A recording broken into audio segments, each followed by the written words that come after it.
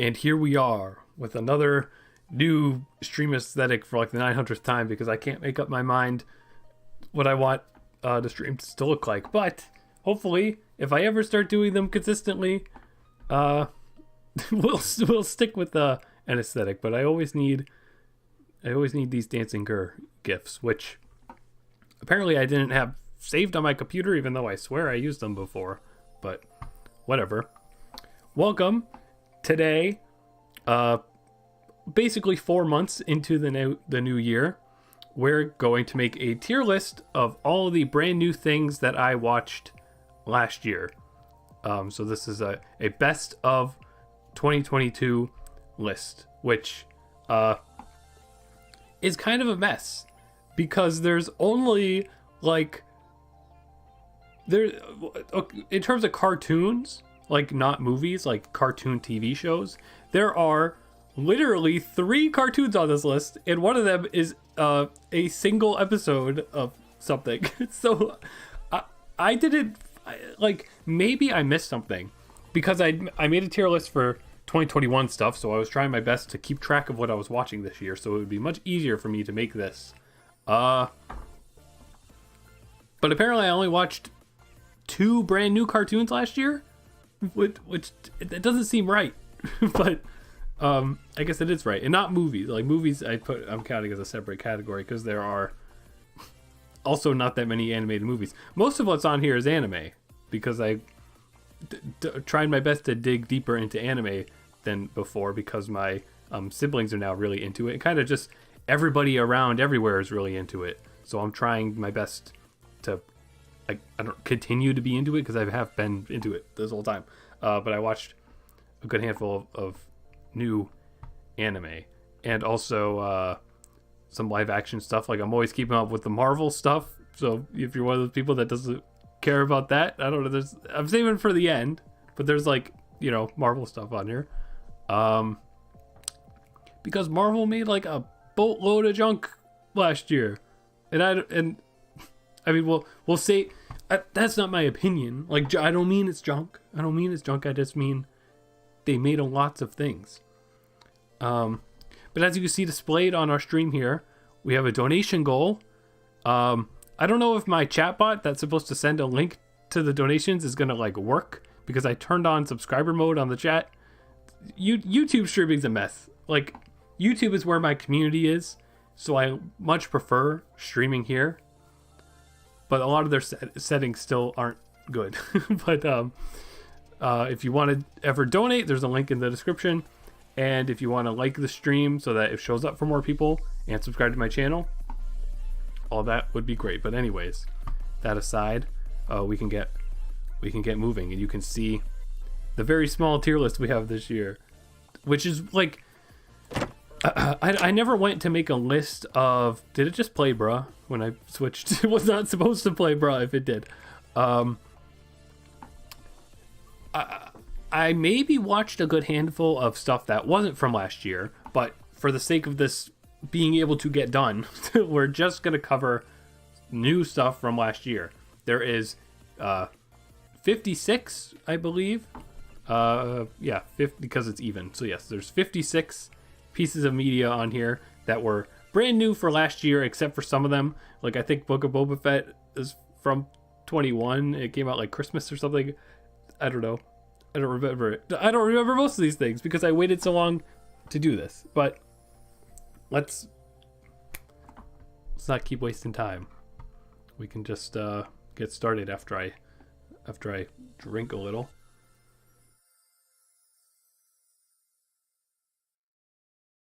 Drink a little what? Blood. Okay. So this is organized by like type of media, which I guess kind of works out because, like I said, there's like no cartoons. So we could start with the cartoons. We also have a poll in the chat for you guys to decide what's better, Turning Red or Puss in Boots. So please interact with that, and then we can come to a consensus where we're all angry about whatever decision people make. But I have an easy guess on what's going to win, and I probably agree with that now too. So let's start with Central Park, which don't leave. Central Park is a show that absolutely like nobody knows about aside from people that saw like one trending clip of it on Tumblr like 3 years ago. But Central Park is a show on... Actually, can I zoom this in? It looks really zoomed in on the stream, but it's kind of zoomed out for me. But yeah, okay, it should look fine. Central Park is a show by the people that do Bob's Burgers, and it's a musical show where it's formatted, like everything about the comedy and the pacing and everything is very, very inspired by like Broadway musicals. And it's a type of gimmick that I've really always wanted to see. Like back when Steven Universe was first announced and it was tagged as a musical show, I thought it was going to have like 4 songs per episode. That's not true. It has, you know, a good amount of songs for sure, but not in the format that I expected it to, in the format that I've wanted from a TV show for so long. And that's what Central Park gives me. It's a very simple, silly slice of life show with like 3 or 4 songs every episode. And the only thing that drags it down is the fact that it like has the Bob's Burgers art style, although they do a lot of fluid animation with it, but that just doesn't work with the music. But this was the 3rd season that came out. I still have not watched the final episode because the show hasn't been confirmed to get a 4th season, and I'm going to assume that it's just canceled. And like, I really don't want it to be over because it just makes me smile every time it's on. I listen to the music from it a bunch. There was lots of good stuff, but I can't remember. I can't remember it that much. But I think the season was split. Maybe it's just season 2 then, and it was just split in half. Who knows? But I can give that. I would say just like it's a nice casual enjoyment thing. It's gonna either be the bottom of A or just in B. I think for now I'll just keep it in B until I have more to compare it with. Next is, I put this in the cartoon category, even though it's not a cartoon, but it's something that I covered on the channel, to a degree that, like, it was so hard to make my reaction videos for this because my editing software was not having it. Every single one of these, 6 videos that I tried to put out, there was some sort of crazy rendering error that made me take like 3 extra days to work on these videos. It was a pain. But, I mean, hopefully it was worth it, and it gave people a funny way to watch through the show. With my, not really insights, I just kind of talked about how good it was. So, speaking of how good it was, I feel like this has to be an S thing. Like, it was just so worth the wait. When they said, Don't Hug Me Upstairs is getting a TV show, you're like, what? How are they going to do that? And then they made the show, and then you're like, oh, yeah. Why does that work so well? Like that, it's amazing. Like it's a fantastic show. Next is, I don't know if this is. I think I had Owl House season 2 on last year, but like season 2 aired a little bit. Well, in 2022, Owl House season 2 still aired a little bit, I believe. So, I think that this is counting the later half of season 2 and the first episode of season 3. But I just picked an image from the first episode of season 3 because back when I made this tier list, that's what the newest thing was. And it's been like really good. I don't know what else to say. It continues. My worry is that just like this final thing that's going on in the show is so similar to Gravity Falls, and like I feel like there's kind of a lack of excitement on my end because at least the penultimate episode didn't really build up anything that was super unique to the show, whereas like this episode, the first I'm pointing to my screen as if you can see me, this season 3 part 1 episode was like super good. It was like a super not rushed feeling at all, like straight to the point, really quality, exciting episode. And I think that probably belongs in A, I would say. It's probably, maybe it'll end up in the bottom of A, but it's going to be so hard to compare some of this stuff once, because these are all different mediums, but also they're all very extremely different things because I have the weirdest taste ever. So you probably don't even know what some of this stuff is. Now, Smiling Friends, which I meant to make a full review for, I never did, but I made like a YouTube short review. Smiling Friends blew me away. It's one of those things that I watched and it was like, it like brought me back. Like I was a teenager again because, it's made by Newgrounds era animation people. So like it obviously just has that direct nostalgia because you know their voices already and things like that.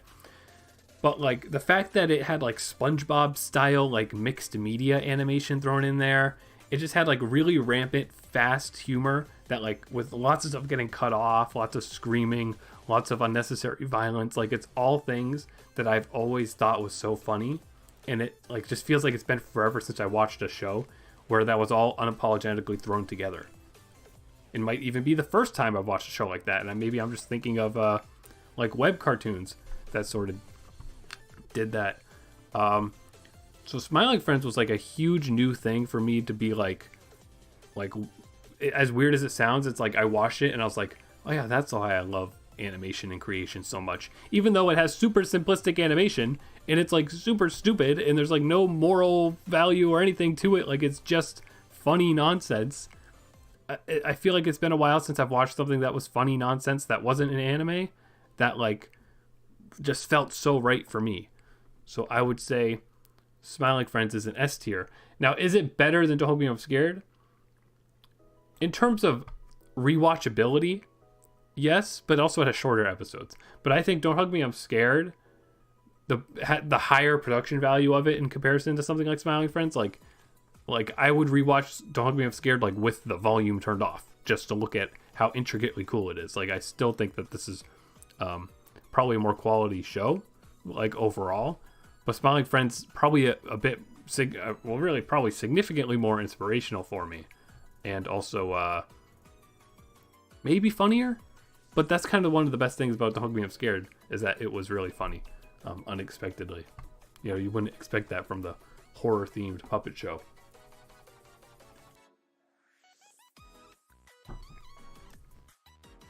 Excuse me, I had to take a sip. Now, that's it. That's it for cartoons, apparently.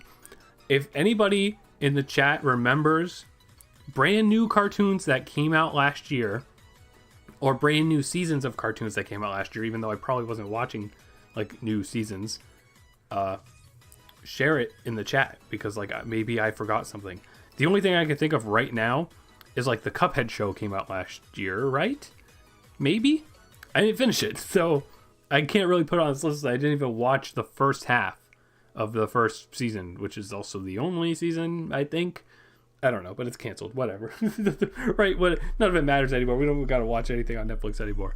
But that's kind of it. That's all I feel like there was for Western cartoons that I actually watched, even though I didn't finish Cuphead. I can't think of anything immediately that it seems like it was brand new. And I honestly probably didn't even watch that many old things because I was just so wrapped up in checking out anime, as you can see from here. Now, next up, we have what is on our poll here is Turning Red, which I gave an absolutely glowing review of when I made a review for it. Does my opinion still stand? That's a drum roll sound. It's not. I should like add a drum roll sound. Yes, it does. Turning Red. I was gonna rewatch it soon after my first time watching it, with my mom, but she wasn't paying attention and fell asleep, and I was like, I'll fall asleep too. So I've still only watched it once, but I just think the production quality and like significance to and wholesomeness to what it covers and the art style and like the how it's something so new for Pixar is just great. Like that this was a full-blown Western comedy movie for kids, for girls basically, that had like a great anime inspired style. Like it's fantastic. And I hope it doesn't hurt feelings, but it's probably number one out of what we have so far, in my opinion. But again, just because like it was like a Disney Plus thing, and it was like a flavor of the week because like people had to talk about the controversy, or that like everyone was so like, you know, Karens were so upset about it, even though there's nothing worth being upset about. Like this movie, quote, fell off, end quote. Like people probably don't remember that this came out last year, but it was like permanently something that I'm always gonna be like because I love Pixar so much that I'm like, yo, that's like one of the best Pixar things ever, because I feel like it appeals so much to my humor, my way of thinking, and my creativity. So I love it. And also I went to Disney World last year, which was perfect timing because they had a handful of Turning Red things there, which I didn't even like think about prior to going. But I got oh yeah, it's up there. I have it on top of my plush, on top of my Dragon Maid plush. I have like Mickey Mouse bunny ears that have a Turning Red design on them. They're super cute. Oh, and of course I have my big fluffy Turning Red plushie too, that like I've put in the background of my video sometimes. So, you know, when something makes me buy merch, it's good. They had a really cool Turning Red mug at Disney World too, but I don't think I bought it because I was like, we don't need a mug. But I'm like, damn, it's so cute. But I don't think I got it. In a pin too, and I was like, what am I gonna do with the pin? It's so cute. I'll shill for it. Basically, it's like what we're saying. Next, the bad guys from DreamWorks, which, you know, I guess we can go back to back with DreamWorks stuff here, even though there's a Disney thing here. I don't know if the bad guys came out last year. I think it did. I'm still just gonna put it on here because I was really proud of myself for finally watching a Western animated movie after binging so much anime. And you know, the unfortunate thing about this movie is it didn't really hold my attention personally, but I just don't think I was in the right like movie watching mindset when I was watching it, really. But also maybe because it had fart jokes, I just like I was like, come on, man. Like, which is dumb to say because like obviously it's a kiddie movie, and it, even like looking at the credits, like it's based on a book, which I didn't know because why would I know? Like I can see it being like such a great kid friendly thing. Like in elementary school, like your teacher would read the book aloud to everyone, and then they would show you the movie, and then you'd be like, oh my god, we're gonna watch a movie. Oh my god, like it seems a bit too kiddie in comparison to what's right next to it. Although the animation is freaking awesome, and it does have those good you know, thief vibes, which is something I love because I grew up with the Sly Cooper series of games, and this is, you know, conceptually reminiscent of that, but just kind of writing wise, not really close in the way that I would want it to be. But great animation, some great moments, just like, you know, super impressive, but not really the best. But honestly, I don't know if I feel like it's harsh to put it here, but I'm gonna, again, all personal preference. I feel like the animation, maybe, yeah, I'll say it's better than Central Park because of the animation. I'll be okay with saying that. And then next up, Strange World. Strange World, I recorded a video for, and in the video I mentioned that like I'm recording this video in December, but you probably won't see it until a little after. Yeah, I guess you're not going to see it until like July because I still haven't finished it. But it was meant to be like a podcast. I'm still working on how I'm going to format the future of things here. But Strange World pretty much surprised me pretty good because like it had a cool twist. And that's it. Like there isn't too much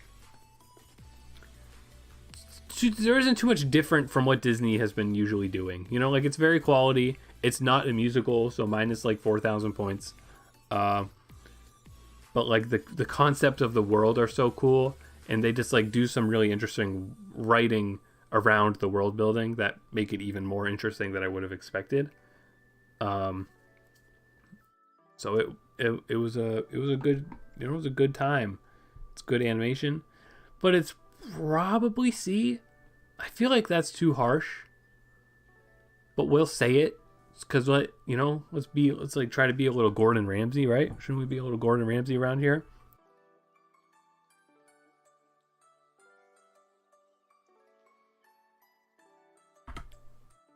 Now, the one that everybody actually wants to talk about, because people, it's still a meme. I still see the pick it up meme very often.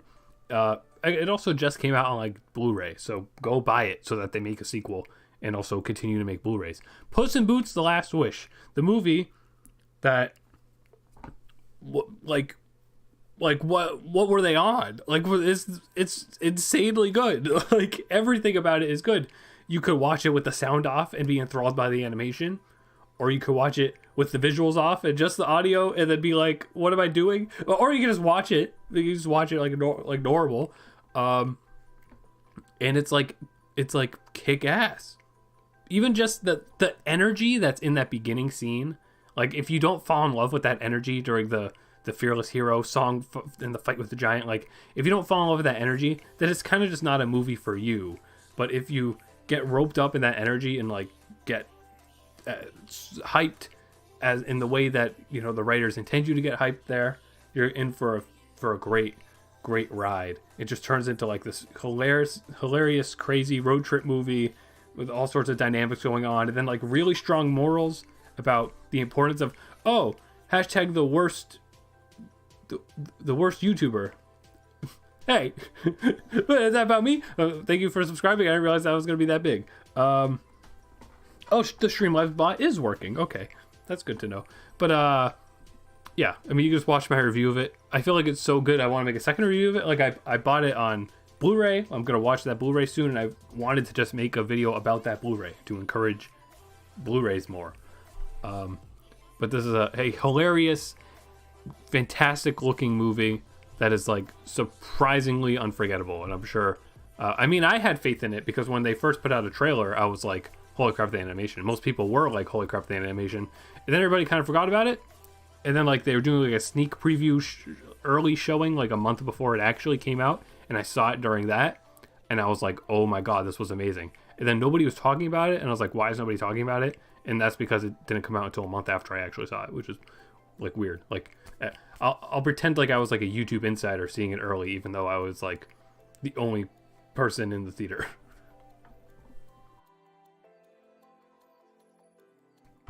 So, Puss in Boots. See, that I didn't want to have to do this so early in the stream. I should have saved Puss in Boots for last. But what is the opinion?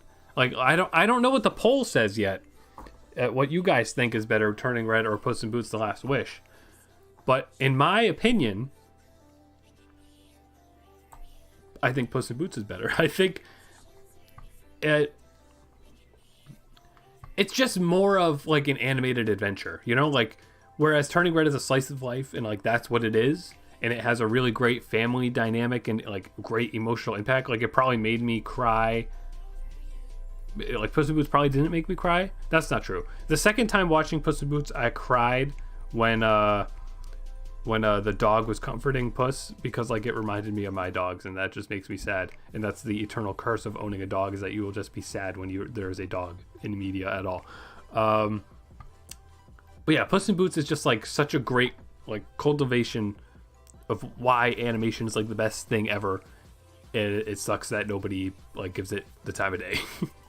Except for us, of course. This lovely community of us. Nibuto's in chat with an opinion about Strange World, which is good, because freaking nobody else has an opinion about it. Like, I don't think anybody really saw that movie. And here's Nibuto saying that they didn't see the movie, so there you go. You like the art style and how different it was from the usual Disney art style. Yeah, for sure. Like, the unique world that it took place in felt very much like something Pixar would have done, rather than something that like the Frozen crew would have done. I think the character designs still kind of fall into the usual Disney like sort of look, but there's good diversity in like the ethnicities on display. But you know, like the main character guy is like a scrawny guy who has daddy issues, who like is overprotective. You know, like it's how many times has Disney done that? We don't know when they're going to do anything different, but, you know, I'd say it's worth watching just because of how inventive the world is. And I mean, the movie's called Strange World. Like, the hook of the movie is the world, and I think they do a good job of making that the hook of the movie. also has a twist villain for like 5 minutes for no reason, just because they felt like they had to put it in there because they have like a checklist that they have to fill out. All right, next, our final animated movie is Belle, which is an anime movie from I forgot his name. He's theoretically like probably my third favorite director ever, and I forget his name. But he made Wolf Children. He made A Girl Who Left Through Time, Summer Wars, Boy and the Beast, Mirai, all fantastic movies. And Belle was also very fantastic and full of whimsy and full of great animation. Mamoru Hosoda. Yes, I know. I knew the last name was like an H and a D. Yes, thank you.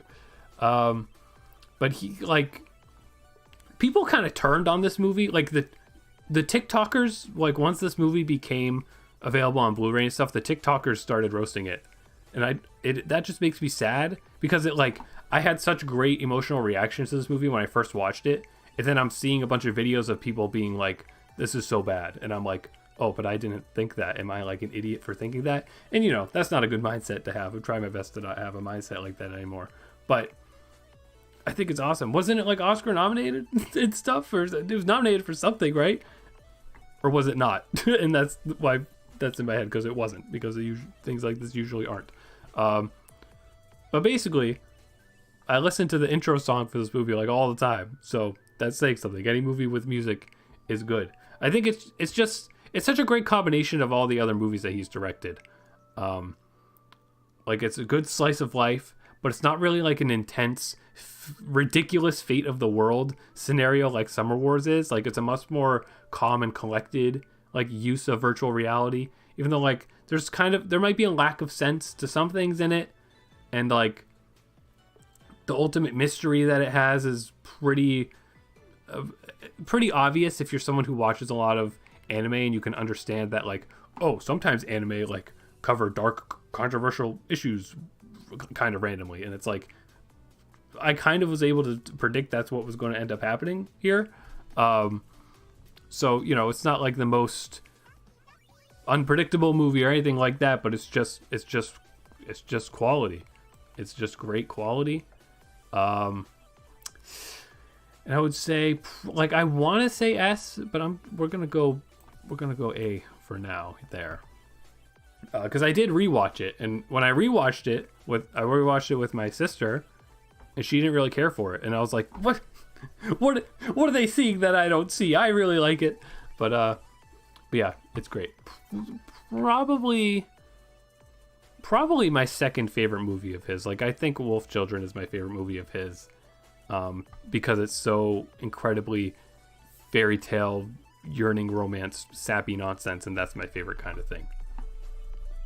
Okay, now we can take a break from watchable things and talk about video games, which are all... Why did I keep Call of Duty on here, man? I had no reason to keep that on here. It's so irrelevant now. So we can start with... we'll keep this one quick, because I'm the only person around here who even knows what it is. This is the Somniophiles Nirvana Initiative, which is a sequel to the Somniophiles, which is a visual novel adventure game / sci-fi adventure horror comedy nonsense thing made by the person that made the Zero Escape series, if you know about that. And this was a game I was really excited for, because like I'm so deep in this world of like Spike Chunsoft is like the publishing company. Like I'm so deep into their publications, because like they're always just making these surprisingly high quality visual novels in the modern age, with like, you know, they're leaning into doing 3D graphics, or just doing really unique things with the graphics like Danganronpa does, that help make it really visually engaging on top of just the fact that you're just reading. So I'm totally in love with all their stuff, and I don't usually talk about it on YouTube because I don't know how much of an appeal there is for this sort of thing on YouTube, but my whole TikTok page is about this kind of thing. And the Somniophiles, the first game was like super surprising. Like I wasn't really gonna get it, but then I saw a few clips on or just around, I think, maybe on TikTok, I don't know. And I was like, oh, you know what? Like, I have $60 I can spare. I have like no other game to play. Why don't I get this? And then like I beat it, you know, in less than a week because I like was so roped into the story and so roped into the humor of it. And that's why when they were doing a sequel, I was like, okay, bring it on. Like, it's kind of weird to do a sequel because there's a lot of spoiler heavy things that kind of made it seem like a sequel wouldn't really work without things being spoiled. But then they were talking like, no, we're going to make the game and we're going to not have major spoilers. And we're also going to make it more appealing to a younger audience, like a slightly younger audience. And I was like, what? It's like one of the raunchiest humor-filled games I've ever played in my entire life. The first one, anyways. So I was really nervous. And then this one, the humor and the swearing and everything is like cranked up to 11 compared to the first game. Like, it's very weird that they were acting like they were going to change anything and then they didn't. Although the spoiler thing, that's kind of what ruins the story. Is that this creates like a very new, like segmented story from the first game. It doesn't really feel like a proper sequel. It kind of just feels like it's almost like an alternate universe sort of thing, which I guess is sort of a canon idea in the game's universe. But it's like they wrote the game because they just wanted to use the characters again, but they didn't actually want to continue the first game. And it's, you know, it was quite disappointing in that regard. And then the plot twist that's in it, while very creative, at least, you know, the major plot twist. There's always all sorts of plot twists in games like this. But the major plot twist that's present in it had me like staring in disbelief at the TV screen, not because I was like, yo, that's crazy, but because I was like, huh? That's like a TikTok audio, right? Huh?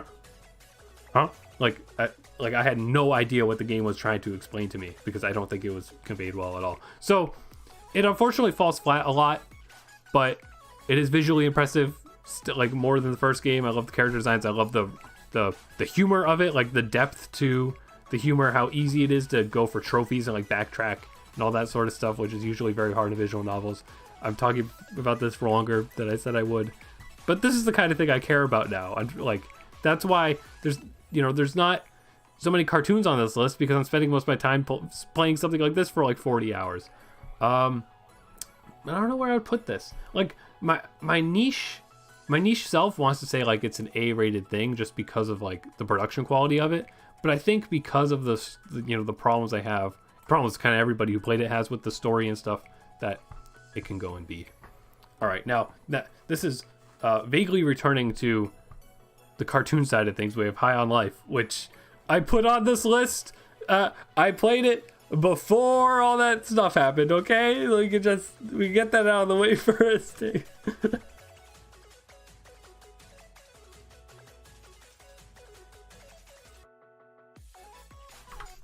So prior to being outed as a terrible person, people were really sick of Justin Roiland, which really surprised me. Can we rant about this real quick? Can we talk about this real quick? Like, when Rick and Morty first came out, it was it continues to be extremely popular. But I mean, when it first came out, it was popular with everybody. Like, now Rick and Morty is treated as like this like thing that you only like if you're like a toxic. Most people who like it are like these toxic, weird people that also only like trying to think of like another like a crap, like people who watch Family Guy, I guess, but people like Family Guy outside. I don't know, but like Rick and Morty was really popular, and then it got mainstream, and when it got mainstream, most like the Tumblr crowd of people that liked it stopped liking it. I don't know, maybe it said some sort of message that I missed out on that was hurtful to people. I don't really know. I'm not politically aware because everything is so depressing. But yeah, so like when this game was coming out, I was like, yo, another Justin Roiland game, that's awesome, because I played his it's technically not his game, like he probably did some writing for it and like did the voice, so like, you categorize that as his game, but Squanch Games is the company. He made Trover Saves the Universe, which was a VR game, and it was like one of the only VR games that I've played, And I was like, yeah, this is great. Like everything in here is working for me. Like this is hilarious. The gameplay is perfectly simple, but it's got like that Rick and Morty-esque art style to the world. It's got that like blabbering dialogue where they just talk for like 6 minutes unless you progress the story, and it's like hilarious. There's so much optional humorous things that can happen. So when High on Life was shown off and it was like a really interestingly like good graphic looking like Ratchet and Clank-esque first person sci-fi shooter with goofy gore and all that stuff, I was like, oh yeah, it's all coming together. But then everybody like hated it. Like not prior to the game coming out, everybody hated it because they were like so sick of this style of humor, which I can understand getting sick of, I guess. But unfortunately for me, I have not gotten sick of it. But I guess I have to go and find it from different people. But the point being that the game, like once there was previews and stuff, like everybody was talking trash, and I was like, nah, I'm still gonna play it. Like I this humor doesn't bother me. I find this humor funny, and I played it, and yeah, the humor didn't bother me. I found the humor funny. My problem ended up being the gameplay, really. Like it's weird. It's like the game is very short, as you would probably expect from something like this, but like, maybe like halfway through it, I was like, I don't really want to play anymore, but like I gotta keep playing. And only because of the gameplay, which is like so weird. But it's just like, there's not that many enemy types.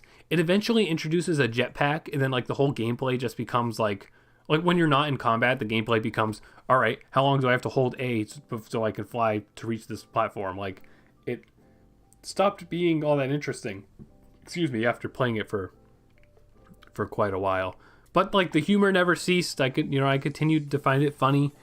But there was some cracks in the writing, because it's like you eventually get a bunch of guns in your arsenal, and then you're kind of just encouraged, I guess, to use the gun that you like the most functionally. But then the gun that you're using will be the one that talks in the cutscenes, and that made it really blatantly obvious that the cutscenes are written in a way so that any gun's dialogue will connect to what's being said, as if it's like a Mad Lib. So that, I don't know why that like got to me so much, but like that just made me feel like the writing wasn't really fluid, because I could tell like if I had Justin Roiland's voiced gun out, he would reply with like, a line of like saying the F word 900 times. And if I had this other gun, it would just like have a straight answer, but no matter which one was said, the NPC would react the same way. And I don't know why that bothered me, but like it did.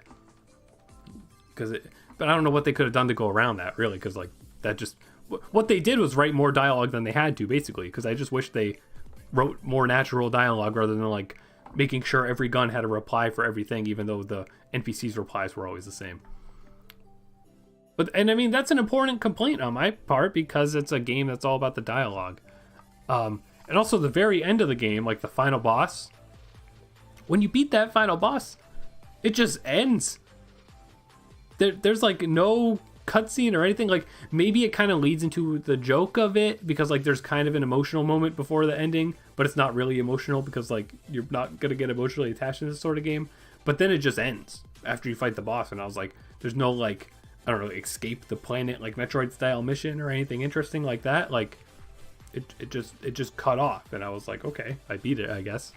And one last thing, one more minor thing, is we throw tomatoes at this game, even though like it's quality. Like I appreciate everybody who worked on it, other than Justin Roiland, basically, I guess, and he probably didn't even have that much to do with it.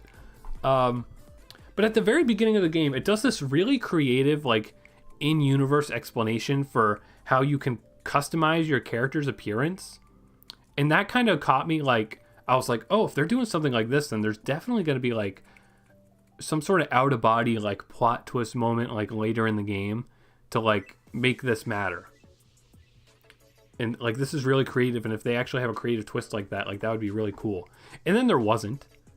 And my friend said to me, like, oh, maybe the joke about making a character is that you just wear a suit the whole time, so it doesn't matter. And I'm like, yeah, I guess that works. But the impression that they do isn't that it's a joke. The impression it gave me is that, like, it was such an interesting, unique, in-universe explanation for how you get a character. I was like, really disappointed that nothing came out of it, because nothing else in the game was like as creative as that. Honestly, like there maybe some fourth wall-y stuff was, but yeah, there's like a trip scene later in the game that was pretty creative. It does like something I haven't really seen a game do before, and I don't really understand how you do that on a game engine, but it was cool. Anyways, enough about High on Life. I just played this recently, like this came out in like December, so like it's fresher in my mind than this other stuff, so I could much more easily talk about it. But I do think, unfortunately, I it was making me laugh more than Strange Worlds, and you spend more time with a video game than with Strange Worlds, but still not really the best. Not D, because like D is going to be something that's like I like regret engaging in. Like High on Life, I regret engaging in because of controversial things outside of the game's control, kind of. But other than that, like I played it, I laughed at the stuff that was supposed to make me laugh. Like it was a good time. Ready? Okay, one more thing about High on Life. Best joke from the game is what is a side quest where this guy says, "Hey, can you watch my bike?" And then you're like, "Okay," and you just like have to stare at the bike. And I waited for maybe like 5 minutes, and I was like, "Okay, I guess nothing's gonna happen." So then I walked away. Well, I just like turned the camera slightly, and then when you look back at the bike's instantly gone. Like the moment that the bike is not in your field of view, it just vanishes, and then the guy comes back and gets pissed off at you. And I just thought I thought it was really funny, like the comedic timing of how just instantly the prop vanishes from existence. Anyways, good joke out there, bro. Good job. Next up, Kirby and the Frogland. One of the best games ever made. Probably not true, but one of the best things on Switch, and one of the best Kirby things. Like, I've streamed the games before, so it's hopefully apparent that Kirby is something that I like a lot. That is a good joke. Yeah, see, it's a good joke. Kirby is something extremely significant to me because it was my first ever video game. Nightmare in Dreamland on the Game Boy was my first ever video game before I even understood the concept of like what a video game was. And then I just kind of have stuck with the series always because of that, and it's just always gotten like they never slacked, really. Like people say like Star Allies was really short and really easy, and it's like, yeah, for like a full price $60 game, it was definitely way too short, but there's still so much creative quality in it. Like that's where Kirby shines. It doesn't have to be this super intensely hard thing. It just needs to be fun. Like it needs to put a smile on your face and be full of really great, adorable art direction and silly characters and like a simple plot that is secretly full of extremely not simple plot things.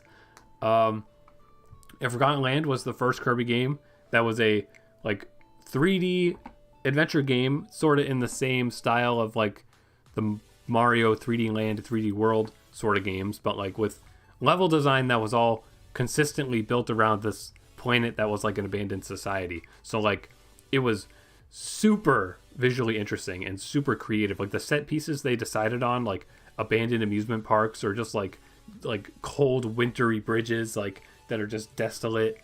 Like it was so cool creatively. And it was such a perfect transition of like the Kirby gameplay systems and everything into 3D. And then, like usual in a Kirby game, I guess if you don't know, usually, like usual in Kirby games, the last like hour of the game when you get to the final boss is when like it just exposition dumps you on like all this suddenly jarring things that explain why you were on this adventure in the first place and stuff. And it's hard to say what my favorite sort of thing would be from Kirby, like in that regard. But I think next to the 3DS game Planet Robobot, I think this game is my favorite in terms of like probably just in general is also my second favorite from like the whole franchise. But like the lore dump that it does and like the extra hard challenges that you have to do for true 100% completion and like the true final bosses and things like that are like some of the best in the series. And it's like really surprising that their first time doing something in full 3D, they do it as if they've done it a million times before. Like everything just works and it's so perfectly intuitive. Like the game feel is so good, the polish on everything is so good, and the creativity is off the charts. So honestly, I guess I shouldn't say that until we talk about the other video games. But I we tough. Yeah, it's probably here. It's again weird to compare things from different mediums, but like Kirby is just a nostalgically significant thing for me, and like having it take on a new genre kind of and do it freaking perfectly, what was just a great sight to behold. Next up, Lego Star Wars. After I take another sip of my drink.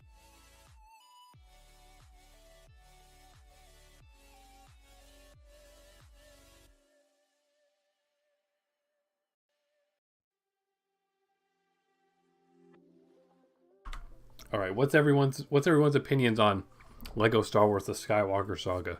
Do you even remember that it came out? This is a game that fell victim to like pandemic. The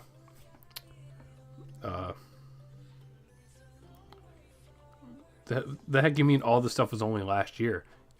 Yeah, man. I don't know. I gotta.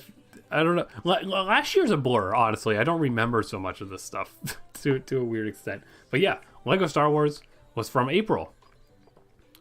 And it was a pandemic game, so like it got delayed a lot. Like they announced it with like a CG trailer. So, you were like, oh, okay, they're not even like ready to show it off.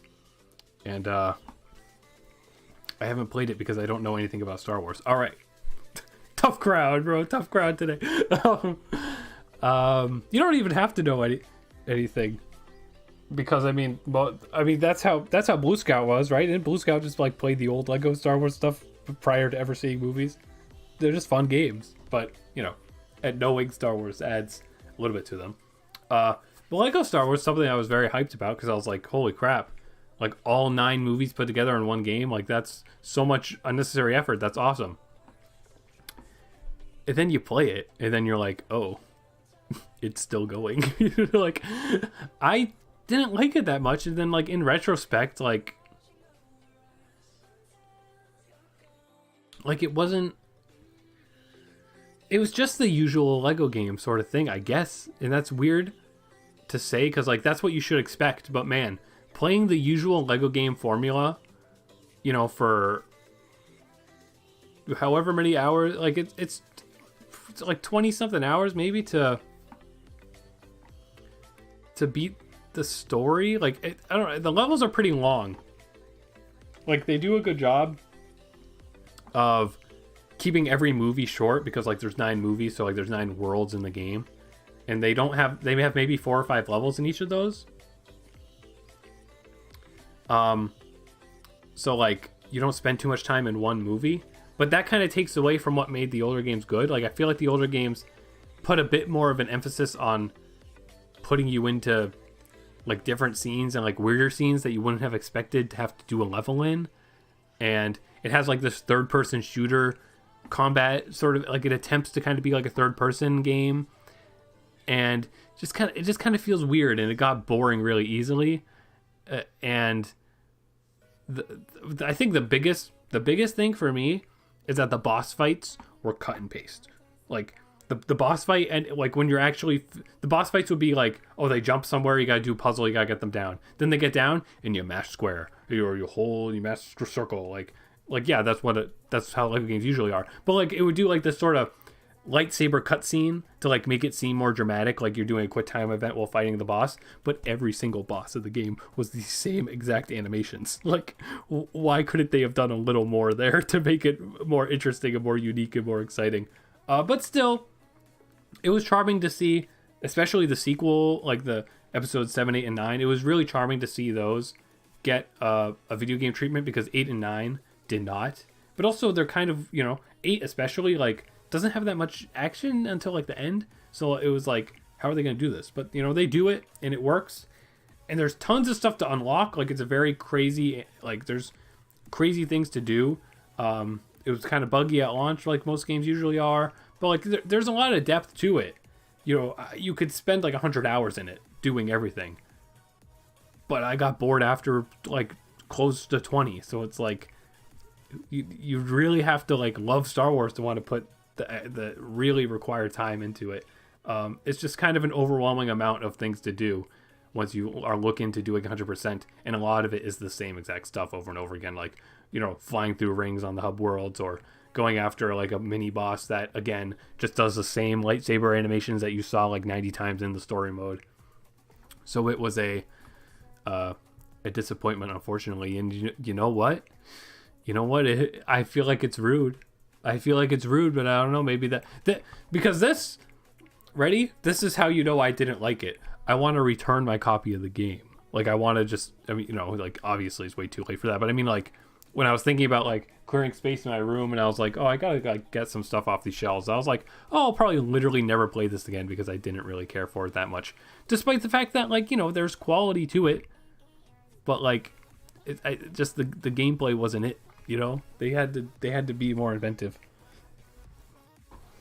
Blue Scout says, I just wish it was a recreation of the originals. Yeah, and it's weird because they also made the Complete Saga game, which is the first 3 movies, or the first 6 movies, and that game is also remixed levels of the 2 other original Lego Star Wars games. So like, they've remade episodes 1 through 6 3 times, kind of, in this Lego game series. It's very weird.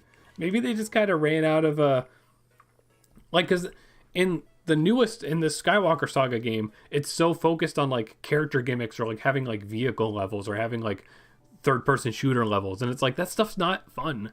That stuff's not fun in the way that they probably thought it was. Should we do another poll? I'm curious to see what the results of this poll are. It's been an hour. We got so much stuff to go on. I gotta speed it up. Last time this took me 3 hours. What would be a good? I guess we could just keep this poll because it's animation related. Now this next up, something I'm sure nobody wants to hear me talk about, Life is Strange, which is a franchise I like. Again, you know what? It pains me to do it because I was very excited to play this. I bought an Xbox Series S because it was on sale. That's the newer Xbox, but it's like the low end one without a disc drive and like lower graphical capabilities. But it's like it's cheaper than a Switch. And I have Game Pass because there was like a crazy deal on Game Pass too. So the first thing I wanted to play was Life is Strange. And, you know, that's the thing, is that this was a $60 game. This was a full price game because they're like, oh, it'll be more in depth than the previous Life is Strange games. Nah, man, it's like lazier and worse than the other ones. Like, I really didn't like it that much. It has the vibes, you know, like Life is Strange. The thing about it, aside from, you know, cringe teenager writing, whatever, like there's a great like melancholic vibe to the franchise, and like the fact that it's kind of like an anthology series of totally disconnected things that are like very vaguely connected in like Easter eggy ways that is super cute to notice. But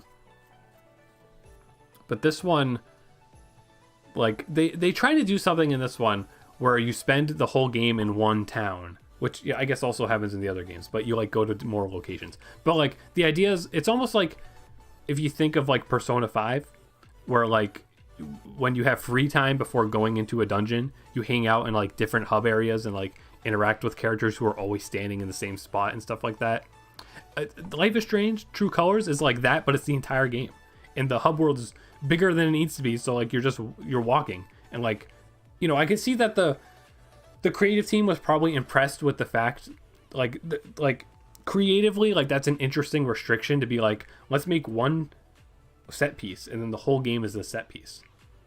And it's like, okay, you can maybe do some stuff with that, but they really don't. And like, it's obvious that they wouldn't, because like this is a franchise that's intentionally pretty simple, but even the other previous games had way more interesting sci-fi things going on. Like this character reads emotions, and it's like it's just kind of lame. Like I don't know, like there's this secret plot going on that like kind of ends up just feeling jarring once it actually gets to like a twist moment. And yeah, I just think the thing that worse than Lego Star Wars, worst thing on the list. The thing that gets me the most about it is just the fact that like it seems so lazy, even though it probably wasn't. Like, it's very hard to make video games, but the fact that the entire game you're walking through like the same street for like the whole game, and it was a $60 game, like that drives me crazy. There's like a DLC side story that I don't have because it's not on Game Pass, and I didn't like the main game enough to want to pay for that. But like, I don't know, maybe that's a bit of a cuter story or something. You know, it did the job for wanting to play like a choose your own adventure style game, but it was really nothing, you know, compared to the other two games in the series. Like, you would think this being the new next gen one, it would be really interesting, and like it's the least interesting and kind of the laziest, even though it probably wasn't intentionally lazy, or maybe it was, I don't know. Also on the Xbox Series S, there's like a weird flickering going on where like there was like just like a subtle white flickering over the game the whole time, and it drove me mad. And like I had to toggle the settings on my Xbox like every time I turned it on to make that stop. And I only saw like one other person post about it, and they posted about it like for the PC version, so maybe it does that on every version. I don't know, who cares? Enough about that. You want to talk about Call of Duty? We should talk about Call of Duty after I let's take a quick break. Let's take a quick break. Let's take a quick bathroom break. Maybe get an ad going, right? You guys like ads? We'll be right back in a second.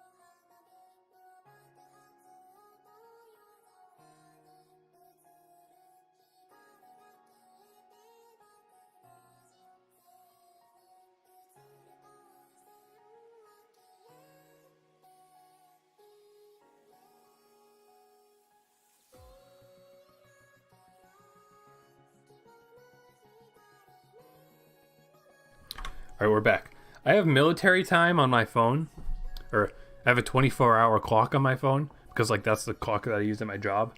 And I thought it said 10. I thought it said 10, and I was like, it's 10. I haven't been on. I have to do this for 3 hours, no. But no, it says 19 because it is currently 7:02. All right, back to our video games. Let's try to only spend like a minute per thing. Call of Duty Modern Warfare. Listen, I'm a Call of Duty shill because I grew up in rural America, and Call of Duty was the thing.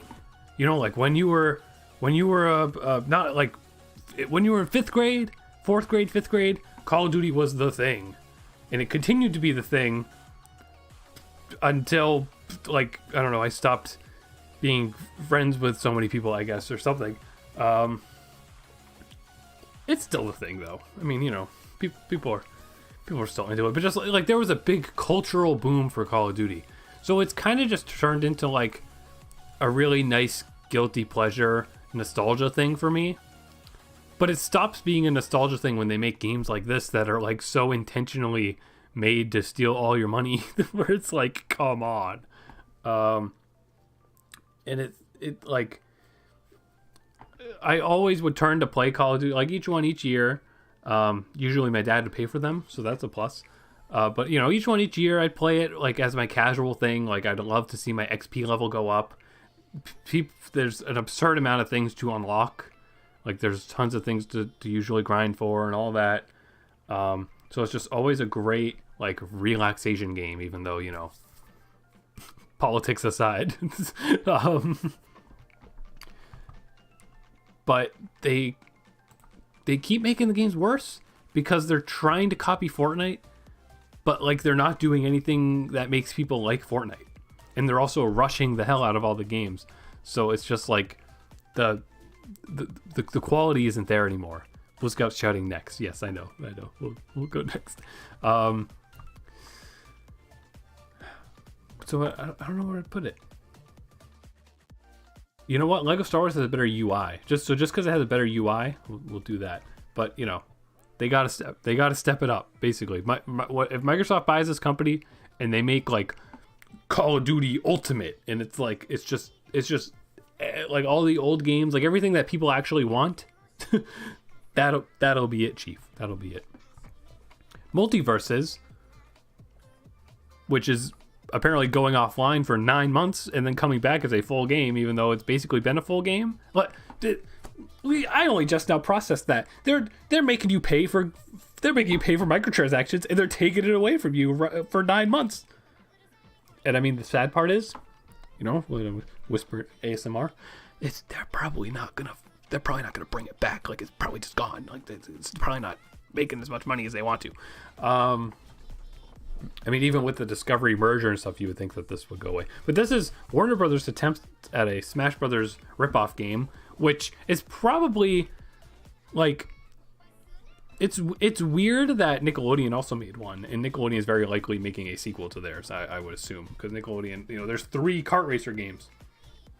Excuse me, there's 3 Nickelodeon kart racer games, so like, there's probably gonna be an All-Star Brawl too. Multiverses, instead of being like a game, like I don't want to be rude and say what I was about to say, but that but Nick All-Star Brawl, you know, it was made by people that made like a great Super Smash Bros. Ripoff game previously. So people were inherently excited about it because they were like, oh, this is going to have like really good mechanics for what we look for in these sorts of games. And I mean, it did, I think, maybe, I don't know. It's not really popular anymore. And the DLC like started going on sale while it was on pre-order. So it's weird. But Multiverses, they said, nah, we'll do you one better. We'll copy Fortnite. We'll make it free to play. And we'll make all our money with a battle pass and ridiculously overpriced cosmetics. And I mean, that's what they did. And the game like it's very different from the Nickelodeon All-Star Brawl game and the way that the game feels. And I don't know what like the fighting game people think of that. But I think what I think of that is that like it wasn't good, really. I wanted to make myself like it because it has so much representation from Adventure Time, basically, mainly. Like, I love the polish to the characters and like the depth that they would go for coming up with cosmetic things that were actually cool. Like this picture has Fern as like a cosmetic for Finn. Like, that is so cool. Getting the voice actors, like cheekily using the voice actors as a selling point because All-Star Brawl didn't have voice actors for a little bit. Like, you know, this game could have been hype, but turning it into a live service thing is what killed it. And I guess like people that are really dedicated to it just got annoyed that like there's not a lot of communication about it and all this stuff. And it's just like, yeah, like just that battle pass grind is not it. Like same with Call of Duty, like this idea that like every game has to be free now and then we'll make our money by charging for a battle pass. That's like, you know, $10 every three months or something. And then you have to, this is the thing that people don't process. A battle pass just means you have to play the game for however many hours there are like tiers on it. Multiverses like had a creative sort of thing where it's like you just got badges for doing challenges and that's how you went up the pass. So like it kind of psychologically manipulated you into thinking that you could go up the pass kind of fast. But it encourages you to play different ways, I guess. But like that's just so boring. Like, just let me unlock things. Just let me play a match and then I get coins and then I use the coins on what I want. Even if you don't barely give me any. Like, give me some. Like, give me enough coins after like 3 hours of play to buy a character. Not like enough coins after like 10 hours of play to buy a character. Or after, you know, like 4 hours of play plus like 90 challenges to go over the battle pass to get coins to pay for the characters. Like, Also, I think the battle pass didn't have currency to let you buy the next battle pass. Like all sorts of stupid stuff. Like what, everybody's over it. Nobody was even in it. Is the problem? Is that like the company saw that Fortnite was a success and they're like, oh, people must love battle passes. No, that's not what we like. The Fortnite people like Fortnite because it has like polish to it and other stuff that I don't understand because I can't comprehend the UI. But like, it's just like I had more fun playing Call of Duty, I guess. Like I said, like I tricked myself into liking multiverses because I really wanted I wanted a game like this that had like an Adventure Time fighting game, basically. Like there's some cool cosmetic stuff in it, but cool enough for $20 for a costume for your character? No. Even though sometimes I'm tempted to buy this stuff, but you got to stand your ground to not buy it for multiverses, and it's going to go offline for 9 months so that they could turn it into a full release. And I don't know, they're probably just going to silently cancel it during that 9 months, but we'll find out. Or maybe it'll come back and it'll, be back for like a month and then go offline like everything else. All right, now, completely different flavor from that. Is Needy Streamer Overload, which is a different title than its Japanese title. In Japanese, it's called Needy Girl Overdose, which I like that title better. And it made it really hard to search for the game because I always just think of that Japanese title. But this is it's not really even a visual novel. It's like a pet. That sounds morally incorrect to say that, but it's like a pet simulator where like you're sort of the manager of this streamer girl's life, and you need to do everything in your power to make sure that she's happy and successful, even though she's very mentally unwell in absurdist ways. And it's a game that like I follow a lot of Japanese artists on Twitter, so I think I just kind of ran into it from like seeing like a Japanese artist retweet the trailer, and I didn't really even know what it was or anything. And then it like kind of silently had a boom, I think, because like TikTokers and other streamers like found out about it, like soon after I had played it myself. And it's the kind of thing I feel like is so it's so on the money for me. Sounds like a certain cartoon episode. Are we thinking of Gravity Falls? Because I guess that's yes. I guess so. But like, it's so on the money for me in my personal aesthetics and sense of humor and stuff. It's just very hard. Like there's like 2 more achievements I need, because it's like, depending on how you quote raise her within like the time limit it gives you, you'll get a different ending. And there's like 2 or 3 endings that I just like can't get, because like you have to do such specific things for it, and they like patched out a way that used to be easy to do it. So I don't know, I gotta go back to it. But it's, for me, it's a very aesthetically pleasing game, but it's also a hilarious game that like maybe is kind of like deep, but it's mostly like a parody. But it's a parody in like a fantastically accurate way. Like when you do a live stream in the game, and like there's like a simulated Twitch chat, and they're all just saying stuff that's like completely disconnected from what the streamer is saying. Like the fake meme like tweets and everything that they wrote for this game are so realistic. It's so hilarious. Like it makes me laugh out loud all the time.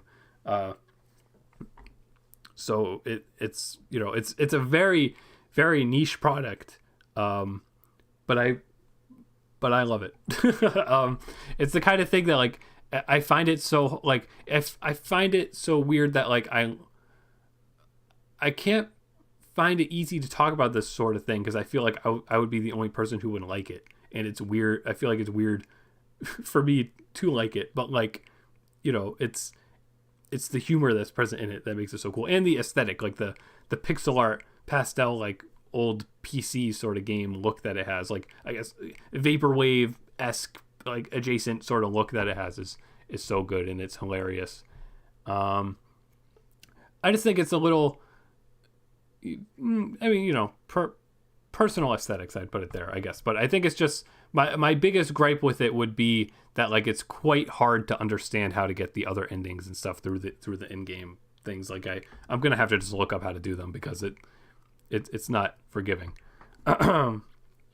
Next, more Japanese work, I guess, which I don't know if this even came out last year. I'm counting it because I played it last year, and I think the physical release of this game came out last year, and that's how I played it. So we're gonna include it. Also because it's kind of trendy. It was anyways. I don't know. People on TikTok still like it. Omori is quirky Earthbound-inspired RPG about depression. Like fucking. Oh, I cussed. He did it. He cussed. It's a game that I was intentionally staying in the dark about because like I was like, if I ever play it, I want to just have no idea what it even is. So like I would vaguely see character designs sometimes, but like nothing ever gave me a full picture of what the game was like. So when I finally was able to play it for myself, I was so pleasantly surprised by how it like is a horror game. Like it in ways beyond what Undertale does, because Undertale kind of saves horror stuff for like certain parts of it. Like Omori straight like has semi-frequent jump scares. Like it has lots of randomized events, kind of like Undertale does, I guess. And like while I was playing it with my brother was like Nick, you're getting all the super rare like jump scare events, and I was like, oh cool, because I'm into the aesthetic of horror that this goes for. Like I don't even want to say it because I feel like it's a game that's best experienced if you just don't know anything about it. But it's kind of like if you've seen Madoka Magica, like the aesthetics that are present in it are pretty similar to that show, and I think I watched that show last year also. So I was like really surprised to see that kind of like aesthetic inspiration to the horror in it, and I thought it was really cool. And the gameplay is interesting. I mean, it's really impressive if it was truly something made on RPG Maker. It has great music. It has really good humor, good emotional moments. I think the thing that's just kind of rubbed me in a weird way is like the plot twist. Like in retrospect now, like stepping back, like having had it sit with me for like several months, the plot twist is actually pretty good. But I feel like the story was just kind of building up in a way where there would be something a little more meta, a little more vague, a little more like morally strong, but it kind of just throws this like horror movie twist at you that puts everything into perspective in a way that I didn't really find that interesting at first, but now stepping back and like remembering how the game does properly build that up, I'm like, yeah, okay, never mind. There's also a bad ending in the game that I still haven't gotten, which I'm excited about because apparently it contains more of the, the horror side of things, which is what made me really fall in love with this. Also, kind of, I apologize if this is rude to say, but I don't mean it to be. I just mean it in terms of like the aesthetics present in the game. This is a game that like it's so clear that it was written by like a Tumblr girl. Like it's the way that it has humor and the way that like its sprites look and like the battle system is and the aesthetics and stuff. It's all very different from Undertale. Like you can compare it to Undertale because it's an Earthbound inspired RPG sort of thing, but the way that it's written and like the way the story is conveyed is very different from Undertale, and I weirdly feel like a big part of that is because it's like it's coming from a girl's pen or keyboard, like I feel like there's just something to that. Like I feel like it'll be very easy for people, especially like if they like Madoka Magica or like any like more pastel-y sort of thing, like it'd be much easier for those sorts of people to fall into loving this game. Whereas like if you love Undertale, then you're like, oh, I'll play Omori because like it's like Undertale. You would probably be able to notice like, oh, this isn't like Undertale, and you might think like it's like weirdly like trying too hard to be funny or like stuff like that. Like it might not appeal to you in the way that you expect, because I feel personally that it was quite notably different because of like it's more upfront a horror thing. It's more of a Yumi Nikki inspired thing than like an Undertale inspired thing, even though it was like in development concurrently with Undertale kind of, but she probably borrowed some stuff from it because Omori was in development for a while. But I loved it. I would I would consider it S. I feel weird saying S though, just because I didn't go for the other endings still. But it's like if it's this good, I should have immediately gone for the other ending. But like it's a long game. That's kind of the other surprising thing about it. It's like more of a full RPG. It's a 20-something hour game, I think, just playing through the first time and doing what I do, where I like interact with most objects to get most of the jokes and backtrack a little to things I remember and stuff. So like it's like a meaty game. It's impressive. Overwatch 2 next. Next. Doesn't even count. It's just Overwatch 1, but they got rid of a bunch of stuff, but are slowly adding it back. But the fact that it was like a quote new release made me like revisit and be like, oh, Overwatch is fun.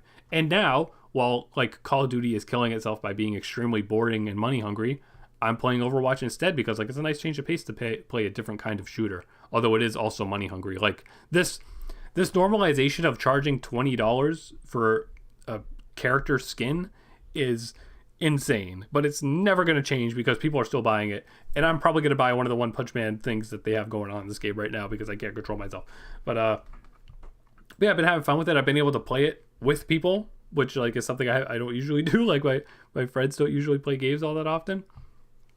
But I don't know where I would put it. It's like not new. I feel like it doesn't belong on the list. I don't know. I guess C. Like it's not like things above here are like more impactful to me. Whereas Overwatch is like it's my current junk food game where I'm like, oh yeah, I'll play like my daily challenges. I'll like get like one good clip and be like, oh, I'm so good at this game, and then like and then move on. Take another sip of my water.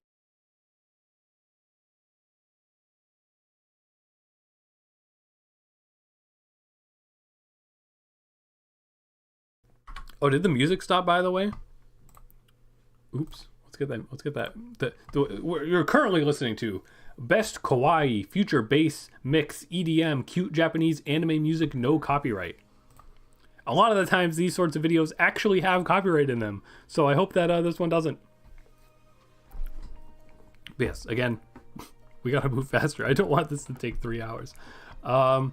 So Pokemon Legends came out in January of last year. Very early thing.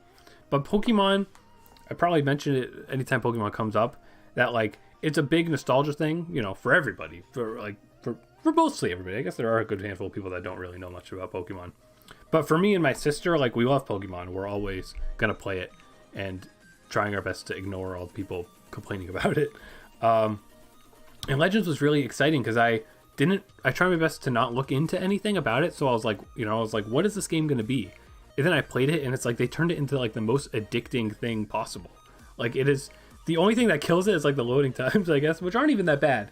But there's like, just kind of a lot of menu navigation you need to do to like start doing certain things, I feel like. But they really like did a great job of streamlining the concept, like not making you, not have like, you can hold so many Pokemon in like your ranch or whatever. Like you don't have to go and like delete Pokemon from boxes or anything like that. Like they really knew what they were doing with this game. Like this entirely new gameplay concept for them. They really went all in and made it as quality as possible.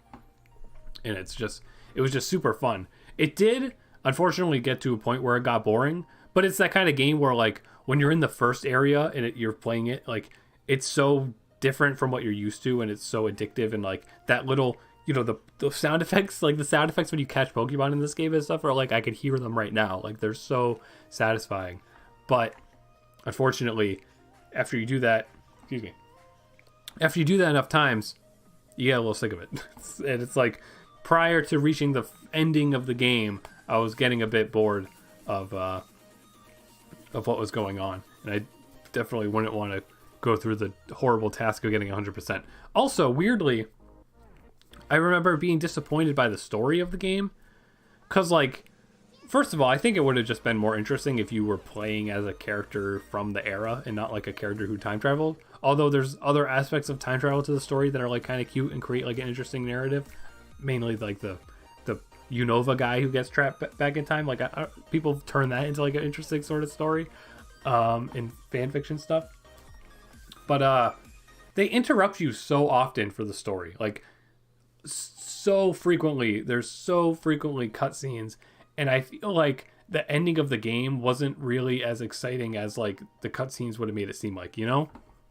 Like they just talked so much that when the ending happened and it was like just a boss fight and then it just ends. There's no like surprise other final boss like there is in the post game, I guess, but I'm not gonna.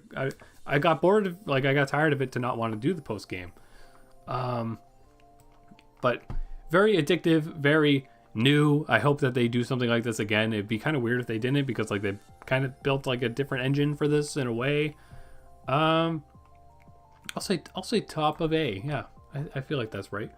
Pokemon Scarlet and Violet, but more like belongs in the trash. I guess, I don't know. I was trying to, sure, but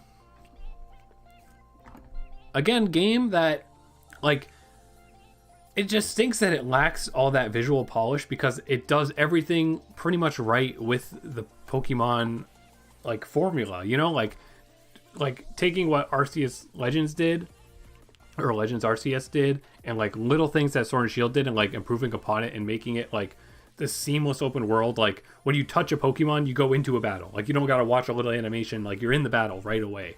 Like there's some really good, there's really good quality of life things in it. But it's just got that, it's got that ugliness to it. You can't walk away from that ugliness and the weird frame rate and the pop in. But then like it has really good character designs, like pretty good character models, and it's like extremely bright and colorful, almost on purpose because they want it to like look good on the OLED screens and stuff. But it's just that polish that kills it a bit. And also the progression. At first I find it really weird that like the gimmick is that it's an open world and you could do whichever you want in whatever order. But you are kind of forced into an order because you have to be a certain level to do certain things. But it doesn't communicate to you what things you have to be in level 4. So unless you're looking at a guide, you're going to just like go into an objective and like lose and be like, oh, I guess I don't do that yet, and like find something else and then lose again and be like, oh, where do I got to go? Like the other side of the map. So I think that there could have been more hand-holding, even though it's like you don't want hand-holding in an open world game, but I do. The kids that Pokemon is intended for do, and I'm a kid, I guess. I got baby brain. Open world games aren't usually for me, but they were able to make this and Legends Arceus, so it's kind of open world, quality enough. But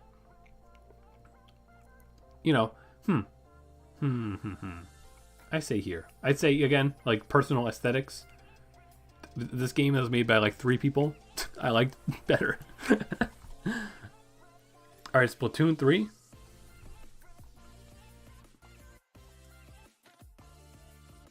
I don't know who should play a sound effect there. Splatoon 3 was like super fun for like the first 2 months that it was out, and then I like realized it's just one of those multiplayer games. I mean, especially because I played with my brother, who could end up being in the chat, and he like has explicit rage about video games like all the time, to a degree that it just annoys me. But it was fun to have a Splatoon game where I was finally able to play with people, because I never did in Splatoon 1 and 2. So playing Splatoon 3 and having people to play with was nice. But when the person you play with just kind of yells at it the whole time and like their anger rubs off on you, it just kind of becomes like, yeah, like this isn't really fun. Like there's very rarely games in Splatoon multiplayer where you're evenly matched. It's either you dominate the other team or you get completely dominated. And most often it was you getting completely dominated. And it's just not fun. It's just not fun to always lose. And the progression is really slow. And like it's really fun to, buy the hundreds of outfit items that they have available in the game. But it just kind of got old quick because I played it a lot within a short burst. And then on the single player side of things, which is usually what I am most excited for in Splatoon, because like it's like nice and creative and straightforward. And this game was taking the direction that the Octo expansion from the previous game took, where it was like really short levels that were focused on straightforward like gimmicks or like time trial sort of things. But I just felt like it was weak in this game. Like I got to a point where I was like, I skipped most of the levels and just went straight to the final boss, because I just wanted to have the final boss and not be spoiled on what it was. And then I, did the boss, and it was like a really cool cutscene aesthetic thing with good music, even though they reuse a song that they've used in all the other final bosses, which was pretty annoying. But like it was, cool, exciting, not Kirby quality, but cool thing. But then I never wanted to go back to the single player, and now I still kind of don't. But they're going to do a DLC for like another single player, so it's like, it seems like that has like a cool vibe to it. So like, yeah, I'll hop back for that. But right now, just kind of have no interest in returning to Splatoon. But it provided a good amount of entertainment for me when it was there. This might actually be the right location. Again, personal aesthetics. Like, Summoning Files is more for me than Splatoon is. Now we get into the anime, which there's a lot of, and I'm taking way too long. I love talking. I'm sorry, I love talking. So let's lightning round through the anime.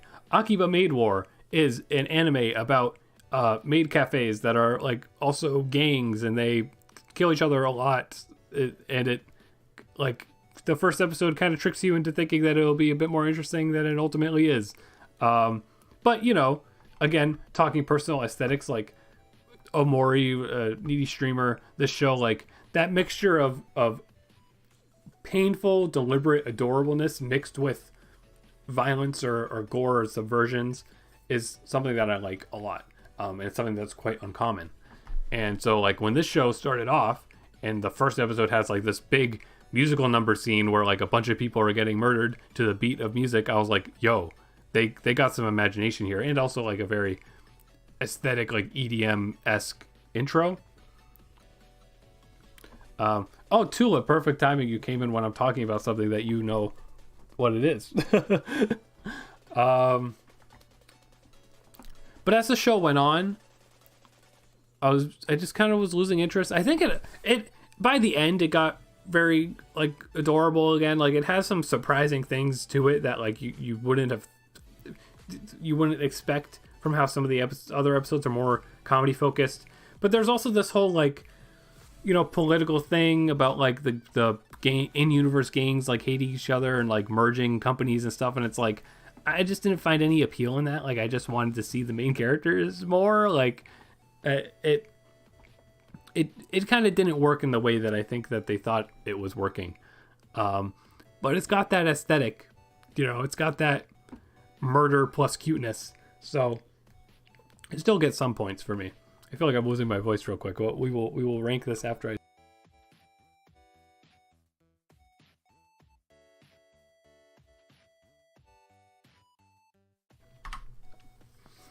So where would I put this? So Tulip says, a friend of mine really loved Maid War, which surprised me because I thought it was just okay. Yeah, that's what I was. I mean, I don't know if you maybe missed my intro there, but like, I love how it started, and I feel like aesthetically it should be prime content for me, but I think just the writing of it, like the direction that they took it, wasn't what I wanted. Like they should have just killed more people instead of turning it into like a Yakuza drama. Like what that's what they went for, and it's fine. But that's just not, it's not what I wanted. It does have a really good fail woman. Yes, the manager lady character is a absolute queen. 86 is a mecha military sci-fi anime that excuse me, is kind of I guess like the world building inherently, minus any plot twists, the world building is Attack on Titan. There's like an army of robots that the humanity has to hide from, but they have like a specialized military that fights the robots. And then there's plot twists involving what those robots are that I wish they went a little deeper with, and maybe they do in the future of the franchise. I don't know if the anime's gonna get more or what, but it's like your typical kind of deliberately emotional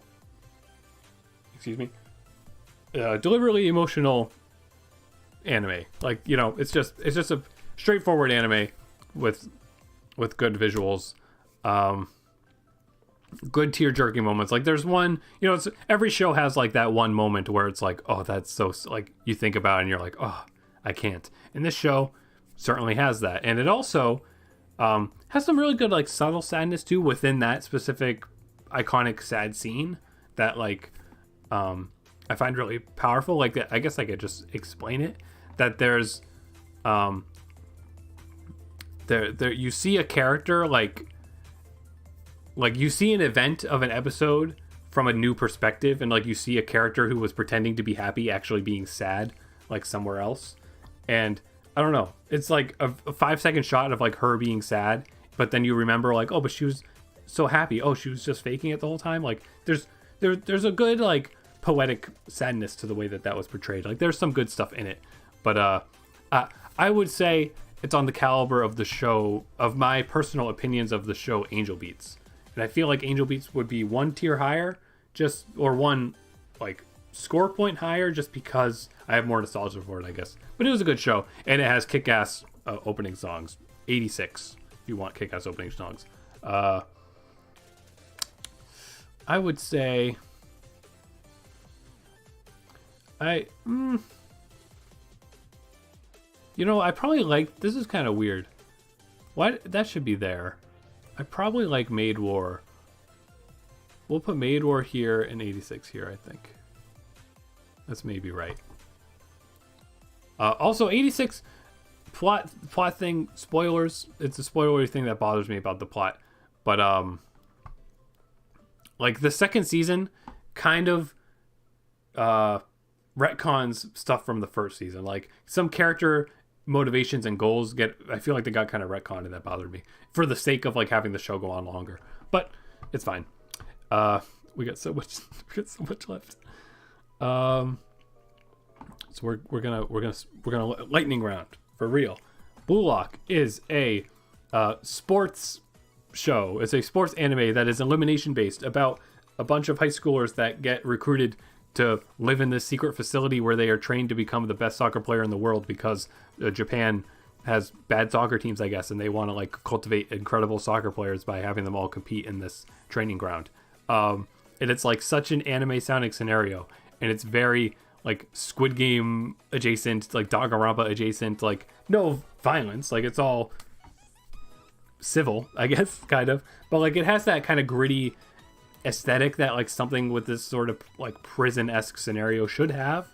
And it just rules. Like I think really it's the aesthetics that sell it for me, because it's so much what I talk about a lot.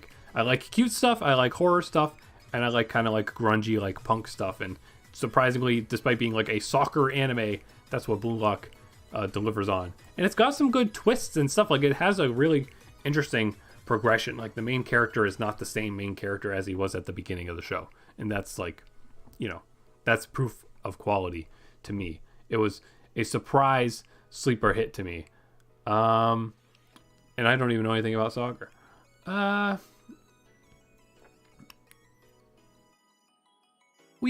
We could say here, I don't know, Owl House is so weird because I'm kind of just basing it on the one episode that I remember, which was a good episode. All right, now Bocchi the Rock. Tulip, you can cover your ears for this one. Bocchi the Rock is a slice of life anime about a girl who performs music on YouTube but is super shy and socially inept, but then gets roped into joining a band and very subtly, slowly learns to be comfortable socializing and enduring socialization and things like that. She just like me, for real. Very inherently relatable show. Tulip saying S. I don't like, it's up there. It's A or B. But I can't describe what, like, I have to watch it again. When is it gonna get a dub? Tell me, like, I'll watch it again when it gets a dub. But like, it just didn't, at a point it stopped holding my attention, and I don't know why. And it's a show that I was watching as it came out, so I think it kind of just fell into that problem of like, I missed a few episodes, and then I like never felt that compelled to go back to it. And like, it's probably a show that would hit better for me if I could watch it at my own pace rather than at that weekly schedule where I was also watching Blue Lock and something else. Something else was on. I don't know. Yasura? Was it Yasura or Spy Family? No, Spy Family was on when this was on, I think. But it's adorable. I mean, it gets a ton of brownie points for the like mixed media animation it does. Like it's full of great animation. But I just feel like um any sort of like, like the sort of motivational stuff that was in it wasn't hitting me in the way that like other slice of life shows had. So like I just don't think it spoke to me in the way that it spoke for other people. But maybe that's just because I like just inherently wasn't invested in it because I had to watch it so slowly as it was coming out.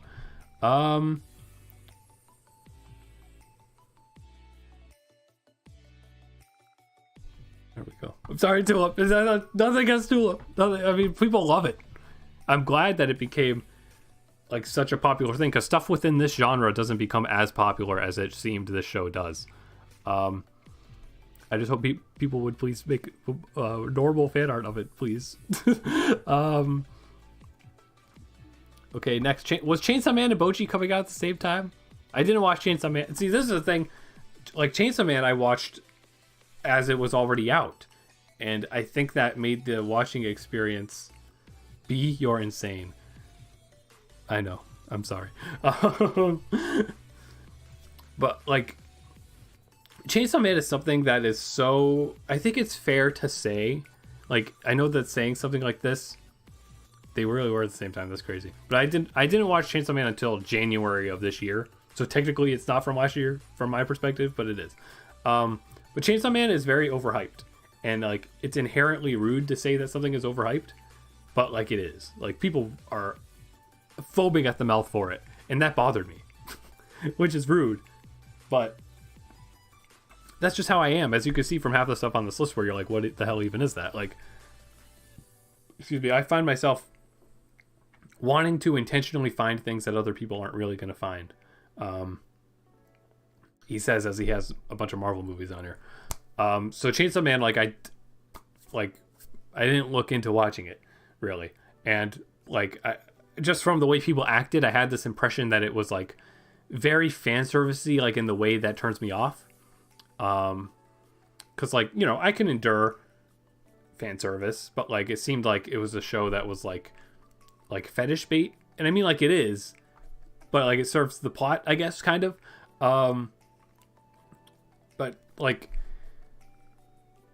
it's a show that has awoken something in me in more ways than one.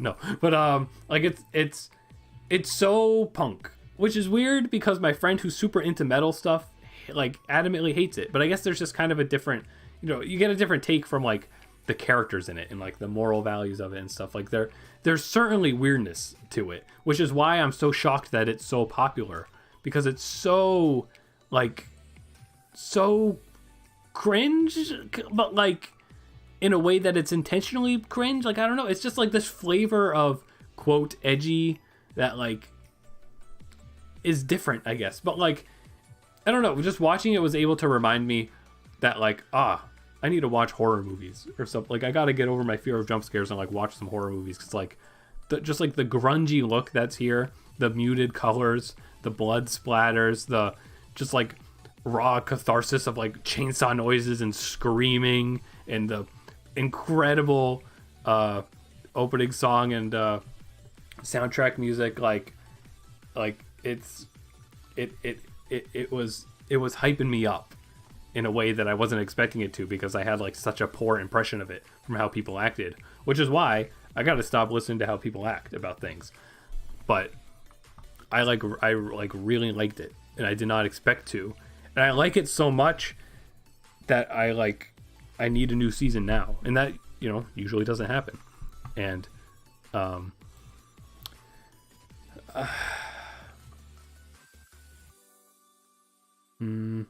I think maybe top of A is right. I don't think I would say it's S, like, because I don't think it had like the emotional impact that I wanted it to. I wish it did some different things, like the way people act about it. Maybe in later parts of the story have more actual plot twist sorts of things. But there was like a moment where I thought a major character was gonna die, and then they don't, and I was like, okay, I guess it's not one of those shows. But like, my favorite thing is when major characters die. So maybe that'll happen eventually in this series. But it was a bit lacking on like the surprise factor, but just like the raw aesthetics and like adrenaline that it provided me was really good, and like it was enough to make me like want to be emo. Like um it's just like it has such a unique, like it's almost like and all of the animation is rotoscoped. Like it's a really unique look. And that's when, when they trace like real life scenes and then turn it into animation by tracing it. Like the animation's so good in that sort of way. And like that sort of style of animation mixed with the color schemes and the character designs is like just so inherently aesthetically badass to me. Like it's so cool. Like this is the show that made me like even though I was doing it for the past like 2 years, it reinvigorated my desire to like shop at Hot Topic. And like now I'm buying like goth jewelry and stuff, like because this show like opened my eyes to like, yeah, I really like that stuff. Like I really like grungy stuff. So yeah, it was a big surprise. A little still, I can't help, like there's some uncomfy in it for sure. Like I can totally see why people don't like it, but it seems like more people really like it than they don't like it, and that just confuses me because it has a lot of what I think people wouldn't like in media. But I don't know, whatever, I'm not one to talk, I don't know. But it rules. Not Bochi tier though. A is good. Well, yeah, for you Tulip. Tulip says, everyone I know tells me Chainsaw Man manga is better, which is wild since the anime is already so good. Yeah, and like I'm interested enough in it where like I almost want to read the manga, because like I know it's going to take so long for another season to come out probably. But the animation is so much, like the colors, everything about the visual of it is what makes it for me too. And I feel like the manga might end up looking like ugly, like in comparison to how freaking nice I think the animation is. But there we go. There's our like 10 minutes about Chainsaw Man. Cyberpunk 2077, a show, I guess on a different caliber to Chainsaw Man, but a show that came out and everybody was like, "Oh my god, you have to watch this! Like it's so good!" Like, and I was like, I mean, yeah, it's Studio Trigger. They make good stuff. It's probably good. But then like I watched it and then I was like, what the? It's really good. Like it's super, super good. And it's part of why it's so good is that it's so quick. It's like 8 or 9 episodes or something, isn't it? Like it's like straight to the point. Like it doesn't waste your time from what I can remember. Like maybe I don't feel like emotionally wrapped up in like some of the side characters that are in it really, but it's like the relationship present with the 2 main characters who are in this picture is like just so perfectly conveyed, so perfectly straightforward.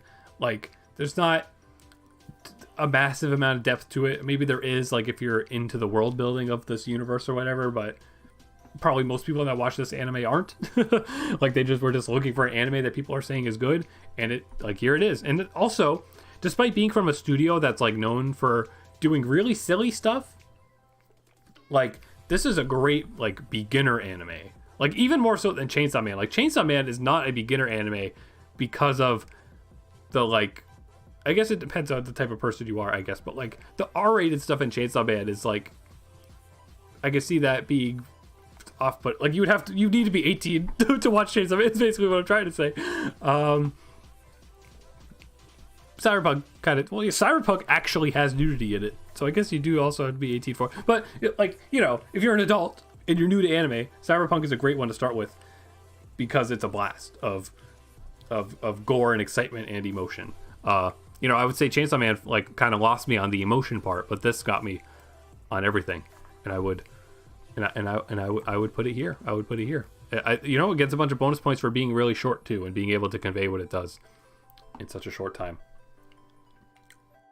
Next is Executioner and Her Way of Life, which is a show that Tulip from the chat got me into, which is it's not a reverse isekai. It's kind of a reverse isekai because it's about the characters in the isekai universe instead of my dog wants to come in the room. Hang on a second.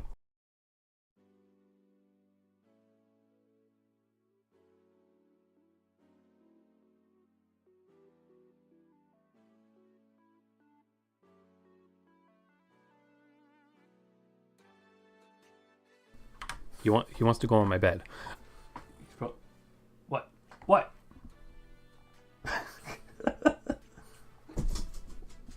There's no food in here. He's smelling around. No one talks about this one, but I love it. Yes, it's one that a lot of people don't. I never heard really much about. The selling point. That's my dog snorting because he. if you hear any noises like that, it's a subversive isekai basically, and I was really like excited by that idea because I don't really care about isekais like at all, because just in general fantasy genre things don't appeal to me. I don't know why. Maybe because I was like a Star Wars baby, so I just like don't see the appeal in fantasy. I didn't grow up playing like D&D or anything like that, so like I never get interested in fantasy. And like unfortunately, yeah, in this show I kind of still felt like I wasn't roped into fantasy, but I was roped into the character relationship that's present and like the sort of inherent gimmick of the series, like being kind of a twist on what this genre of anime usually is like. Also, the opening song is performed by Millie, which is like my favorite music group ever. So that's a big plus for it, and I was surprised to hear that when I first watched it. But like it's super cute. It's a good time. It's here somewhere. Is it better than Bocchi? I feel like I probably remember Bocchi. I think Bocchi gets to go above, like, because of the creativity of the animation, I think. Like, I think that makes it stand out to my personal taste more.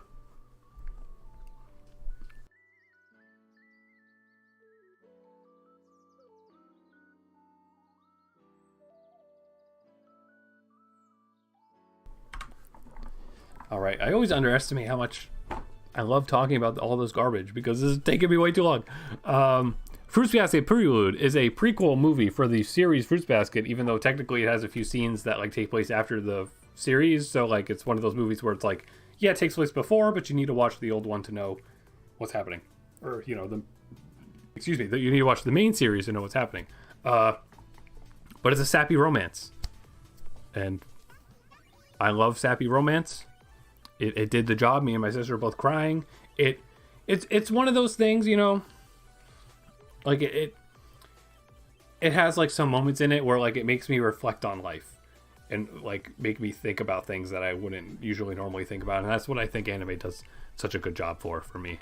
So, you know, it got, oh, here's my other dog. Jerry, don't knock the cord over. There's nothing in here. So it made me cry, and I think tears are worth something. So let's say A. Goodbye Don Glees, also a movie that made me cry. I have a review for it on YouTube, so I guess I don't have to talk about it too much. But it's a show movie that was a really fun, goofy adventure that had a really shockingly depressing twist at the end. That was really nice. Jerry, hi Jerry. Yeah, he's gone now. He opened the door by himself somehow.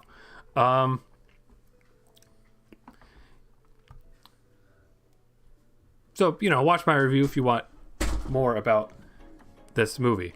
But really, it's like the end. The end of this movie like brought it up a lot of points for me. It's probably better than Blue Lock, I would say. Is it better than Belle? I don't think it has the imagination that Belle has. But I think it like hits me emotionally more. Damn, that's hard. I didn't think I would have to ever make this comparison.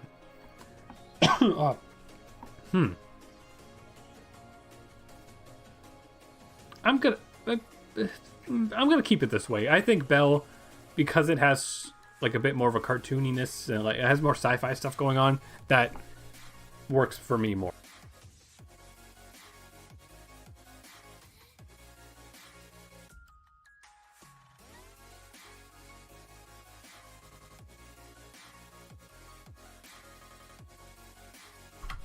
All right. What now? But this whole time I've been looking at my stream display. I haven't even been looking at like this. Okay, this doesn't even like count. This is Kaginato. This is a series of shorts that is a crossover of different visual novel franchises made by the company Key. So they made Clannad, Air, Canon, and Angel Beats, which I mentioned previously. So like this is just for me. This is just on here for me. I don't know. Put at the bottom of B, I guess. It's adorable. Like the charm is being able to see and hear these characters again because it's like it's just one of those things where these shows are like 10 plus years old. So like the fact that they randomly made like some goofy crossover thing for no reason, that has kind of really subtle references that like got me emotional. It uses soundtrack pieces and stuff like it's a great fan servicey thing, but it's, you know, fan servicey thing like for me specifically, and probably nobody watching this.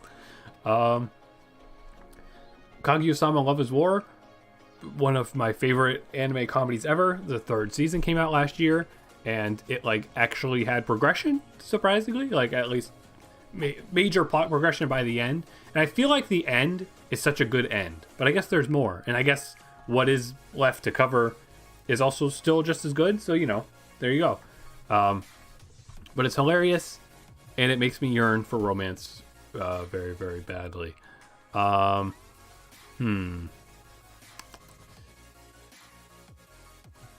Yeah, you know, like I can't remember too much specifically about the third season other than the ending. But okay, I got it. Yeah, this is right. That's right. That's a good spot. All right, now Link Click. Link Click is a anime that's a Chinese anime, not a Japanese one. That freaking like blew my mind. Like it gave me what I they had a rap episode. Oh yeah, Kaguya did have a rap episode. All right, let's move it up there.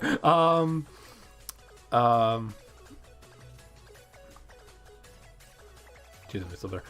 Link Click is a series I would totally recommend to like everyone. Again, another like great beginner anime. It's a time travel detective story that like right off the bat, like those are my two favorite genres kind of. So like I was like, okay, this could be interesting. And then the first episode ends with like such a good like gripping little twist to it where it's like, oh, like this is that kind of show, like they're gonna do like some stuff. And it kind of plays out like an anthology where it's like every episode is pretty much a new mystery. Like some episodes, like it's a 2-part mystery, but you know, it's usually a 1 or 2 episode where the characters are time traveling to solve some sort of mystery with their pretty unique time travel like lore that they play with really well by the finale. And it's like all these individual stories that have their own really good emotional hooks to them. So like if you've seen something like Violet Evergarden, or maybe just like any other sort of any visual novel based show where it's like there's frequent like there's character arcs within the show very frequently, and like there's multiple different emotional climaxes that will like make you cry to remember them. Like this is that kind of show with like that little spice of like a little bit of like an edgier sort of like look to it, and sci-fi theming and stuff that just makes it so freaking awesome. There's just such good emotional stuff, and it like ends in a way where it's like I like come back. Like season 2 is coming eventually, I think this year, and it's like I need to know where they're gonna go with this. You know, I think it belongs all the way up there, really. Like again, all personal stuff like this just hits all the right personal things that I would want. Like it is a very kick-ass show that I would totally recommend to anybody, especially if you don't watch anime usually. Okay, how do you pronounce the name of this show? LaCroix Recoil? That's just what I'll say. I literally watched a review of it, I think, actually, so I should know how to say it. But last minute, I realized I had a WebP image for this show, so I had to go find one, so I found this one. That was a JPEG. It's a good picture.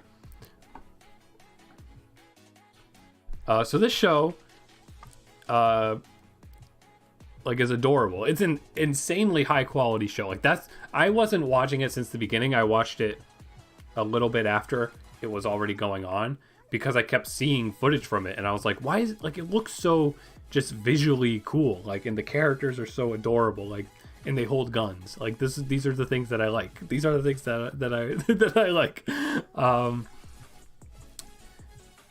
And it's just a blast. It's a good action show. I just feel like, unfortunately, like it's kind of fallen from my memory a bit, but I don't think that really says anything about the quality of it. I think it's just like I saw it as a good action thing with some really cute characters, and like it's getting more, and I will totally watch. Right, it is.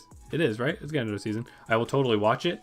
They're making, I mean, they've already made a lot of figures of it, but specifically they are making figures of the characters in like these punk rock outfits that are in like one piece of art that's in the show for like 5 seconds, like as a commercial stinger.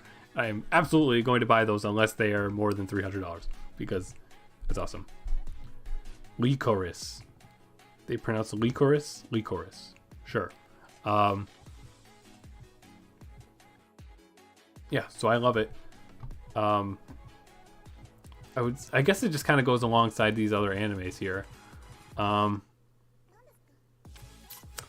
it's hard. It's hard. I guess maybe Bocchi can stay again because of the silliness to it. Like it is more. It's more me, I guess, and a bit more memorable in terms of the story. I like the villain guy from this show though. He looked a lot like a Danganronpa character.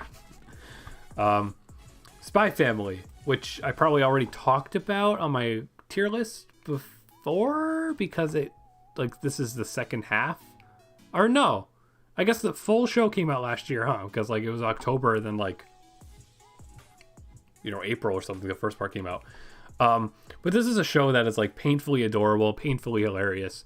I would count it as something like Kaguya, where like it just makes me so happy. Like it just makes me so happy. I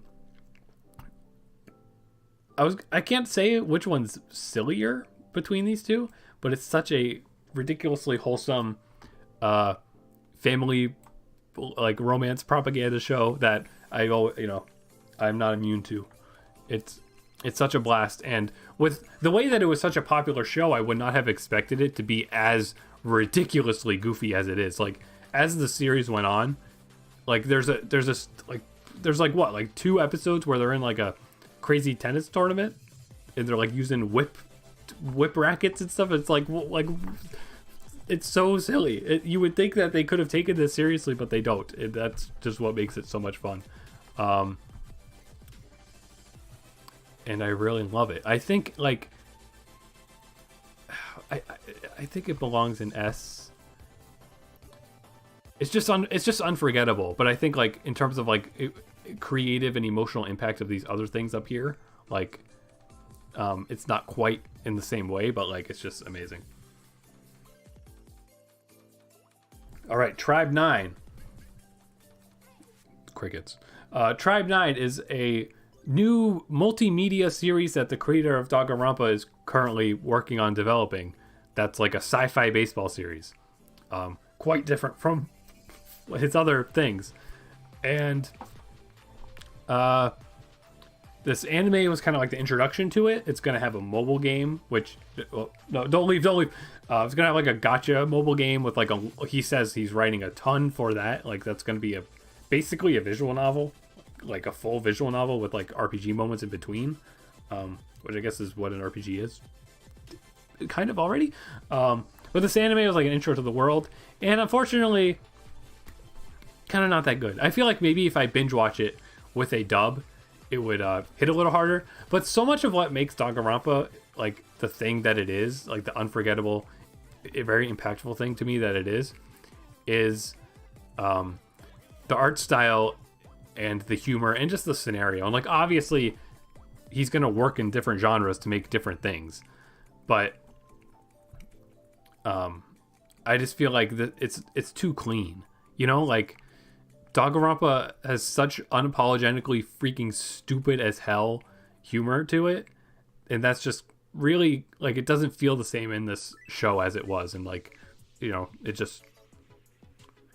show just was what it was. Basically, there's nothing really too special about it aside from like the really good intro song, and it does have like the Danganronpa character designs to it, but the animation studio that they got for it, they don't capture it quite right. They don't capture it the way that this writer also worked on the anime Akudama Drive, which he also like had the same character designer work on. That show much better captured the sort of look, and like had much better quality animation than Tribe 9 did. So I have faith in the Tribe 9 video game if it gets localized, hopefully.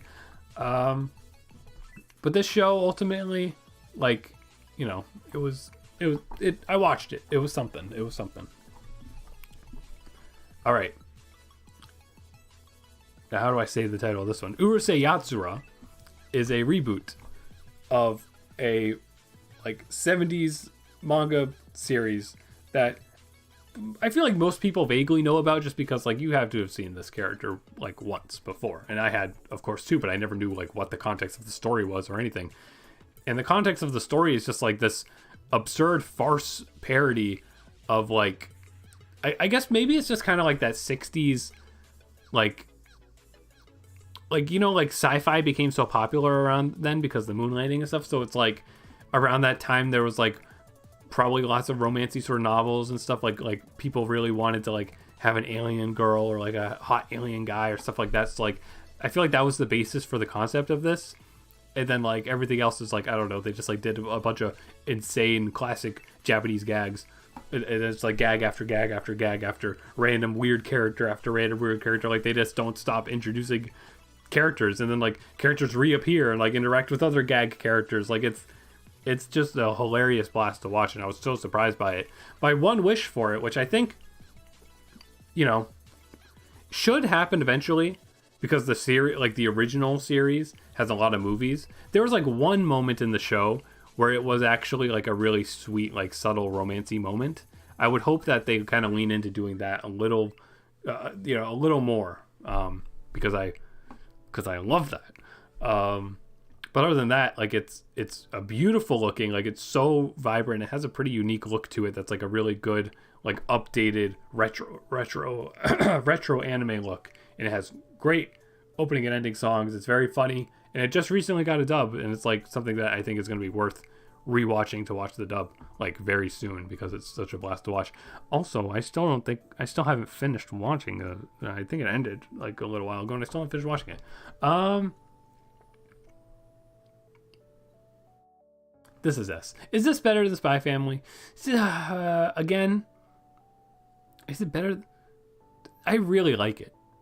Like that, I think it goes all the way up here.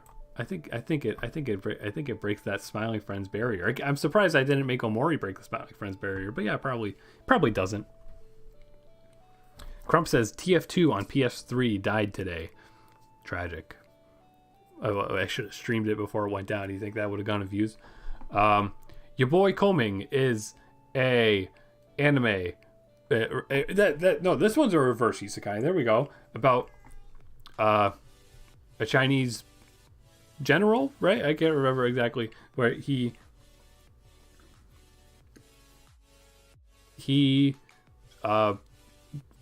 dies and then travels to the future, I think. And then like instead of, he uses like his war tactician strategies to help this young girl become like a singer. Like it's just, you know, it's like you hear that and you're like, oh, okay, that must be an anime. And it's like, yeah, it's a blast of an anime. It's got great music, which is good because it's a music show. I think the animation's kind of lacking. Like I feel like out of all these shows, really, like most of this anime stuff so far, it kind of has like the most lacking animation, but it's also a much simpler show. But like so was Bocchi, but like they didn't have to go that hard, but they did with the animation. But it's just good, you know? It's good. It's great. I hope it gets more, because like the whole season kind of builds up to like going to an event, and then like the show ends before they actually go to the event. I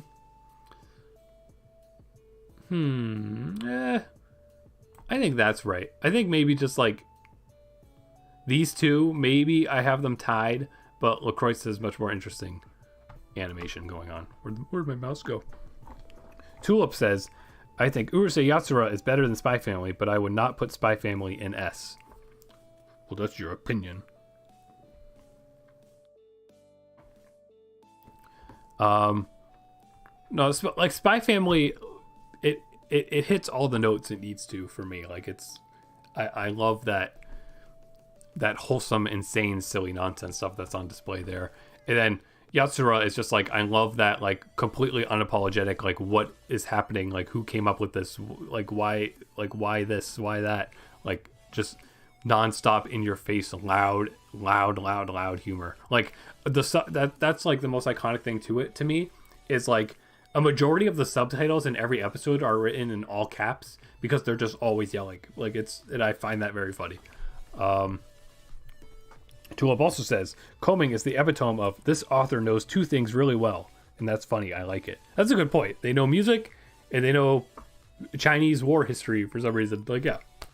All right, now we move on to, the best for last. Live action things.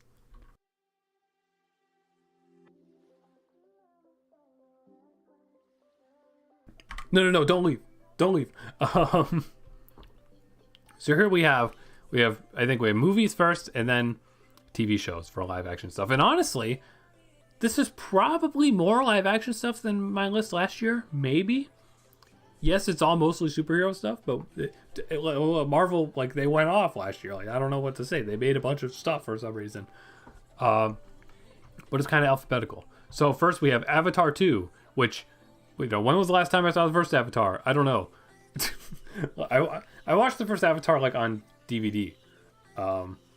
I didn't see it in theaters with 3D, even though, like, I wanted to, because it was a hyped up thing, but I didn't really know how to ask my dad to go to movies that I didn't know if he was interested or not, even though I think he went, well, I was probably at school or something.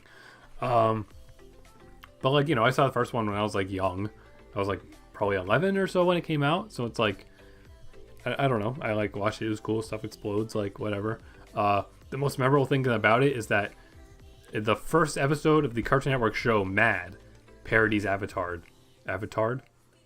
I meant to say I mixed it up because the parody is called Avaturd. Like poop, like turd. Isn't that funny? Isn't it? We got to do like a Mad tier list. We got to watch every single episode of Mad and rank all the. You know how long that would take if we did every single individual one? We would have to just do episodes, even though it's at least the major. Anyways, I don't know. Whatever. Avatar 2, cool movie. Kind of bland. Like it just kicks ass because of like the technology behind it, but the story that's present and things like that, like it's all just action movie stuff, and it's really long, but it doesn't feel, when we're seeing it the first time, it's visually impressive enough for that length to not feel like a burden. That's what she said somehow. You talk about length, there's gotta be a naughty joke in there. Anyways, I don't really know where I would put it. Like, I don't know, I guess just maybe bottom of B, just because like all this other stuff is way more personally appealing, but like this was a quality high budget thing. Like I like the IMAX and the 3D, like it was really freaking cool of an experience, but it wasn't like insane. That's a good podcast idea, each episode reviewing every Mad episode. Yes, don't we'll write that one down. But really, though, that is a good idea. Like that, I want to touch upon that era of animation more. Like that's something I've been thinking. We could get a tangent a little here. I realized that over the past few years, the stuff I've been doing on YouTube has been like me focusing on being as relevant as possible. But now that like I got a full-time job recently, I'm stuck in the state of like I can't really pay attention to the news in the same way that I used to. And like I can't make videos as fast as I could used to. So I'm trying to think of what I can do to like make videos that would still be appealing to watch, but would also be more unique and be things that I would actually be excited to make. Because like covering the news every week would be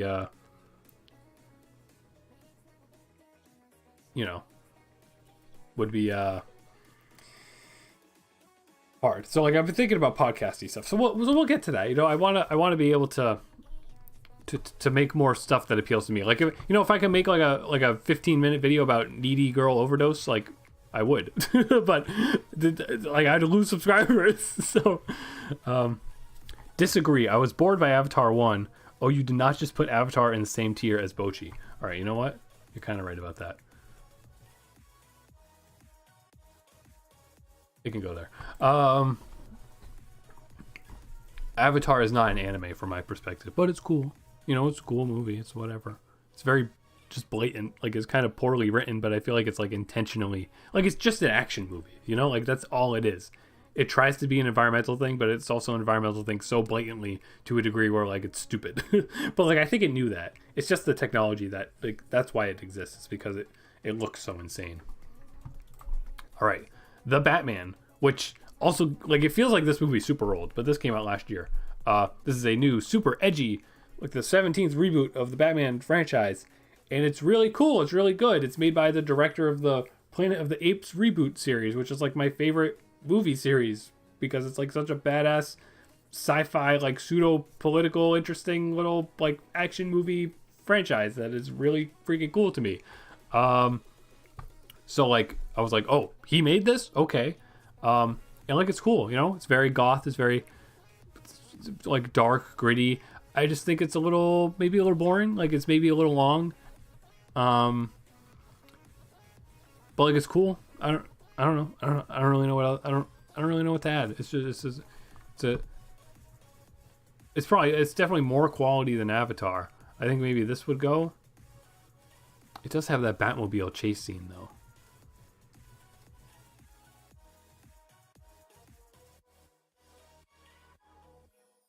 For the bottom of A. But Fruits Basket made me cry, so it gets to go above.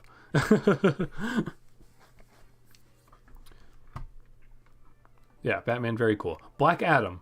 Black Adam apparently is like super cringe, I guess. Like Black Adam is like an embarrassment culturally. And it's just such a mess because it's like trying to tie into the universe that DC was creating, but now they're not creating that universe. This Batman movie takes place in its own universe and is completely disconnected from any other DC movie things. I don't know. Black Adam, most memorable thing about it is that it has a Doctor Strange ripoff character that does like really cool visual effects, and I really like that. Oh, Doctor Strange right there. But yeah, I guess it's just, I don't know. Black Adam's kind of a thing, I guess. I don't know. I feel like I didn't feel any like intense inherent hate towards it when I watched it. Like I watched it and I enjoyed it. It did what a superhero movie should do to me. It has a kick-ass like post-credit surprise that means nothing because they canceled the rest of the cinematic universe. So, you know, I don't know. It's something. It's sillier than Avatar. Probably not. Yeah, it's probably its bottom of C, I guess.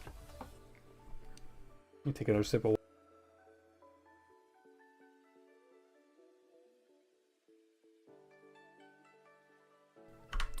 Now, Doctor Strange in the Multiverse of Madness, a movie that, like, Marvel's down bad right now. They might have made a ton of stuff last year, but I guess nobody likes any of it anymore. And now they're in the process of like laying off a lot of lead creative people and stuff or something. I don't know what's going on down there. But people like hate this movie now. Like they see this movie as like the start of Marvel being like suddenly bad, even though in my opinion they've like been the same the whole time. Like yeah, they peaked with the Infinity War Endgame stuff because they had to peak with that stuff. That stuff like had to be what it was because it was hyped up for 10 years with all the other movies.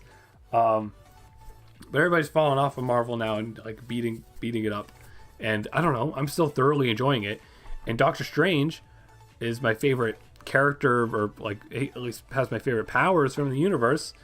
And, you know, I was very excited for him to have a sequel finally. And it's a sequel that kind of had a surprise tie into, you know, a movie series that they did before, the WandaVision series. It just had cool subversions to it. Like it takes on a story that they did a good job not really spoiling if you're a casual viewer like me who didn't pay enough attention. Like it was really cool.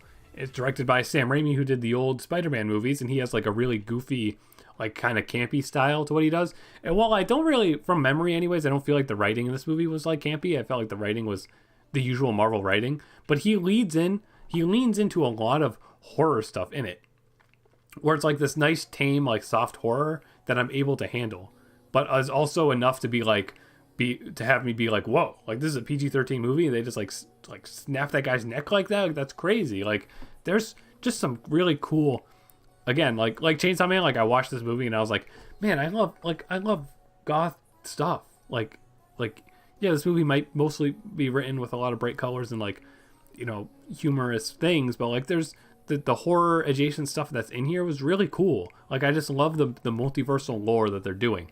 That's my biggest complaint about the movie, is that it's called the Multiverse of Madness, and they go to two other universes, basically, maybe three. There's a montage where they fly through a bunch of them, but like then they stay in like three other ones for the rest of the movie, and it's like, nah, man, do the Rick and Morty thing and jump between a bunch of them all the time nonstop. Like, do something crazy if you're gonna have a title like that. But actually, they have the title like that because it's like a when you shorten it, it says mom, and that's like the moral is it's kind of creative, whatever. But I don't know. It was a kick-ass movie to me. It made me want to cosplay Doctor Strange. It made me buy Funko Pops from the movie. I have 3 Funko Pops from the movie. One of them I have because it was on sale for $3. So it's like, okay, I may as well get that because I like that movie. I don't even have the movie on DVD though. Like, I just got Funko Pops. The Reddit shelf. So I would call it A. I think, like, you know, to my aesthetics, I probably like it more than Batman. But I feel like somebody would dox me for saying it's better than Batman. But no, Batman probably is stronger. But just like the direction of this movie was what really got me. Speaking of direction, we have Everything Everywhere All at Once, which I've been indirectly dreading talking about because, like most other very popular things, I ended up not feeling like I didn't like this as much as other people did. And I feel really rude thinking that way. But, like, it's an insanely good movie. I mean, again, you have to take into account that my movie viewing is like any historically significant film that I was shown in school and then Marvel stuff. And, like, that's it. I don't watch a lot of movies. Excuse me. So, like, I'm able to recognize that this movie is a very different tonal thing from other movies. But also, I watch a lot of cartoons and stuff. So it's like, the fact that this was like a goofy plus serious movie, like, that, like, I've seen cartoons do that before. So, like, it just didn't feel as new to me as, like, I wanted it to, I guess. But, like, it's still super new in the sense that it's a live action movie that takes us, like, an adult live action movie that takes that sort of approach. But man, you know, how many movie critics would be feeling those sorts of emotions if they just, like, watched a few animes or pieces of animation or anything? But whatever.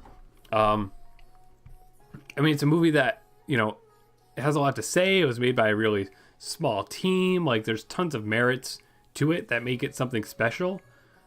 I think the creativity and the lore for how it was handling multiverse stuff was, like, really good. There was some emotional stuff, but I think it did lean into some territories where I felt like it was being a little too artsy for my weirdo taste. So, you know, I'm gonna hurt feelings. Like, story wise, yes, it was probably better than what Doctor Strange had to offer. But aesthetic wise, I still definitely like Doctor Strange more than it. But you know, it deserves all the praise and everything. It just didn't hit me personally in the way that it so clearly hit other people. And I mean, like, there's a multitude of reasons for it, because this is a movie that's going to hit people for a bunch of different reasons. Like, I mean, especially, like, if you're, like, you know, an immigrant family or something, which I kind of am, but our family was already kind of, like, settled in, so it's like I don't really relate to the struggles that are present here, but, like, clearly the people who can relate to those struggles are gonna love this movie. I would hope, and, like, that's the kind of intent, you know. There's all sorts of different things to pull from this. I just feel like what I mostly pulled was, like, yo, the sci-fi is cool, and then, like, everything else I was like, that's sad. Like, it's, you know, it's a blast. It hit for me because I have ADHD. See? Exactly. It can hit for a multitude of reasons, and it's like, it's a quality movie. Jerry wants to come inside the room again. Now, all right, let's talk about the most critically acclaimed movie of the year, followed by Morbius. The most memed upon movie of the year, which I saw in theaters because, I mean, come on.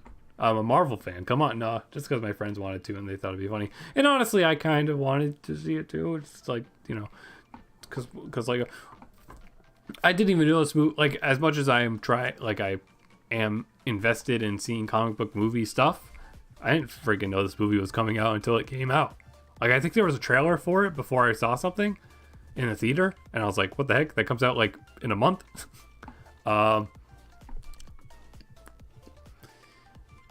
And, you know, my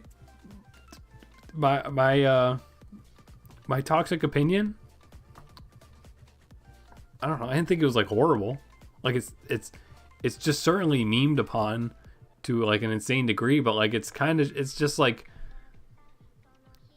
I don't know. It's better than Black Adam because like it's emo kind of, I guess. Like it has a disastrous like post credits like connection to the main Marvel series stuff that's probably going to get retconned and all that. Like, of course, that's the most memorable thing, but I don't know. It's a movie. I watched it. I enjoyed it. Like, you know, there's production quality to it. Like, maybe the writing's bad, but like, you know, that's that. There's Morbius. It's not D. It's not D because it didn't disappoint me. That we can say D's for disappointment, I guess. And like, you know, Morbius, I expected it to be disappointed, and I was actually just like, oh, that was just like a movie. Like, okay.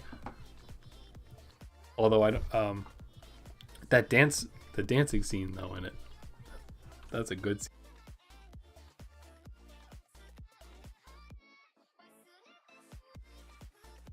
Forgot Morbius was last year. Feels ancient. I know. It's because it was so memed upon to a point where like the meme got freaking stupid. Like it's not funny anymore. If you like if you say like it's Morbin time in 2023, like somebody's gonna punch you in the face. Like it's not funny anymore because people did it so much. But I saw it in April, I think, when they did like the re-release for it because they had to re-release Morbius because nobody saw it the first time it came out, and then also nobody saw it the second time it came out. The only reason me and my friends saw it is because they had a gift card to go see it. Tulip said, "What if everyone was making fun of Morbius because no one knows who Morbius is, and then you went to see it and it was good? What a life-changing experience that would be." Anyway, yeah, true. Like, yeah, the joke is that more like who is Morbius? Like he's some Spider-Man vampire villain, and they like were trying to hype him up as this big edgy thing in the marketing, even though the marketing also wasn't really that prevalent.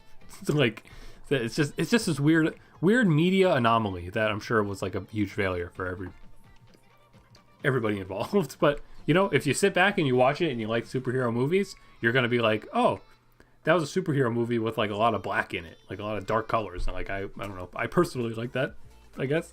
But you know, I don't know, people like these, like this is the competition right here. Like if you're gonna talk to superhero nerds, like ask them which one of these is worse. They will probably say Morbius, honestly, but Morbius gets emo points basically. All right, next up, The After Party, which is an Apple TV Plus. Is it called Apple TV Plus? Stop with the plus. It's an Apple TV murder mystery comedy series created by Chris Miller, who is one of the writers for things like Cloudy with Chance and Meatballs and Into the Spider-Verse and 21 Jump Street. And like this is something I had to watch because I was like, oh, he's doing that? Okay, I'll watch it. And it's a murder mystery where every episode is like a character telling their own perspective on this murder scenario, and every character's perspective is told through a different genre or like a different art style. And yeah, 21 Jump Street, baby. Yeah, I guess that is relevant right now. Hashtag current events. But it's a fantastic quality, really creative comedy, and you know, it's a murder mystery thing, and I love that. And it actually like builds up to like a really good like end. Like there is the twist here really surprised me. It's really a blast to watch. Like it's a good. Oh, they did Clone High too. So like, you know, if you like Clone High, this is all like they really like writing like exaggerated high schooler scenarios, and that's what a lot of the story is, because it's like it's a murder at a high school reunion. So like there's a lot of high school flashbacks sorts of moments and things. Like it's you know, it's very in line with that sort of humor if you're familiar with their other stuff. So it's totally worth watching. It's just a disappointment that it's stuck on Apple TV, like the amazing quality series that is Central Park. But this was seriously one of my favorite things I watched last year, and it's super rare for me to watch any live action show that isn't related to some sort of greater franchise. So like, yeah, I love this. I would even say I loved it enough for it to be like here. Like Kaguya-sama wins because it gets Goofy points, but I mean, this has goofy points too. It's animated, I guess, but it's like it's super worth a watch. I would totally recommend it. Like if I was gonna make a video about any live action series that I've watched recently, it would totally be this, because it needs to be promoted more for sure. I mean, Sonic's voice actor's in it from the Sonic movies. Ben Schwartz is in it. He's freaking hilarious. He's awesome. Where the flip is Better Call Saul season 6? All right, you know what? You're right. That's a good point. Let me just drink water.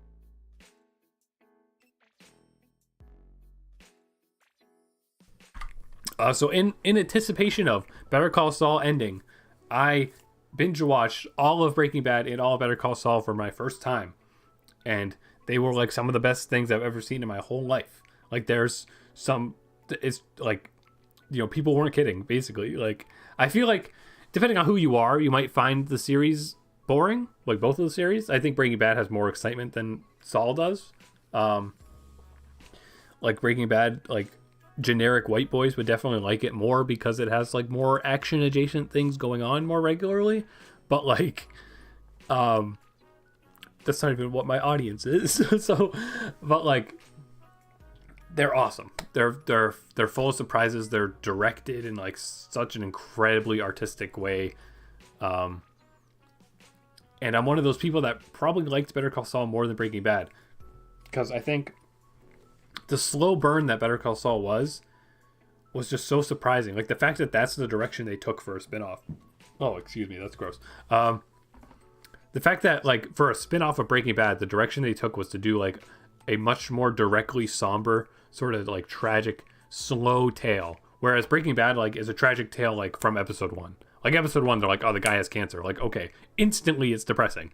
Better Call Saul, it's like just more and more and more like everything builds up, and like this life becomes this mess of a thing, and it's so engaging and sad, even though it's kind of boring. It's like, but you know, I feel like that's kind of the case for like a lot of like anime sometimes too. Like I know it's weird of a comparison to make, but that's, you know, anime is what I know, so I feel like that's what I have to compare it to. But yeah, both those shows were awesome. That would be in the S tier for sure. That would be, if I had a Better Call Saul picture, we would put that we'd put that we'd put that out before Kirby, I would say. Like that's how high it would go. I don't know if it's fair to rate the whole series though, but season 6, you know, is the finale, and like it does the job. Anyway, speaking of other absolutely mind-blowingly incredible live action shows, is Andor, the Star Wars mini series that I think is going to have another season hopefully. But Andor is like a Star Wars thing that came out, and like the podcast guys I listen to who do like a lot of comic book and Star Wars discussion, like they like were excited about it, but I was like, who's Andor? Like I didn't jump on watching it, and I didn't really hear much about it as it was out. I just saw my dad. Yes, it will have a second season, thank goodness. I just saw my dad watching it one time, and it was the episode where they were imprisoned and like building machine parts, and I was like, oh, that's cool. Like this actually looks more interesting than I expected, because I didn't really know what I expected. So I still waited a while to watch it. I watched it with the podcast guys I watch do like live reactions to stuff on their Patreon. So I was watching it that way as like my first thing to be like, yeah, I'll support them on Patreon because I love them, and I'll try watching something with their reactions. And like, you know, that might have helped make it even better because it's just fun to watch stuff with people, even if they're not real sad. But it's like, it's insane. Like it's not what you would think from Star Wars. It's like the political messages that George Lucas was like trying to get across, but never really did, because he was also focused on making it like very like kid friendly. Like this is just like it's like the Breaking Bad of Star Wars so far. Like that's the closest thing to compare it to. It's a very, very like kind of boring, like slow burny show, but like if you're wrapped up in the characters and the situation, and like you know what it's building up to, or you worry what it's building up to because you don't really know exactly what's happening in this character's story. Like, you know what happens in Rogue One if you remember that movie, but like the stuff that leads him to Rogue One, you're like there's always so much suspense going on. It's such a thrilling show. Like it is a thriller, and the ways that they get really dark with things. Like there's a point where they torture somebody by making them listen to the sounds of screaming, dying children. It's like, what the hell? Like Disney, Disney could just do that. Like that's okay to do. This is the same franchise that has Jar Jar Binks in it. Like there's just so much great gripping stuff in here. And I didn't expect that because nobody really was talking about it, but I was just like, all right, no, we got to watch Andor eventually. And I was like, yes, that was like that was something. Like it's just such a good like political study of Star Wars. Like it really makes the world feel so real in a way that no other like Star Wars media has before.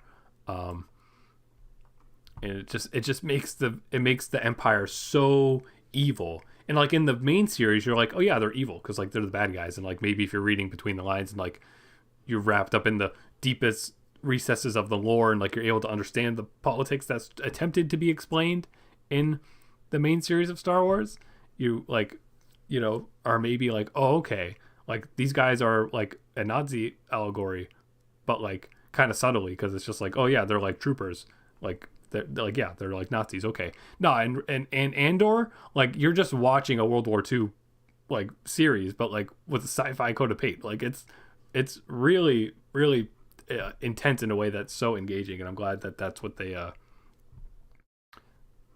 did. And it like super surprised me. And you know what?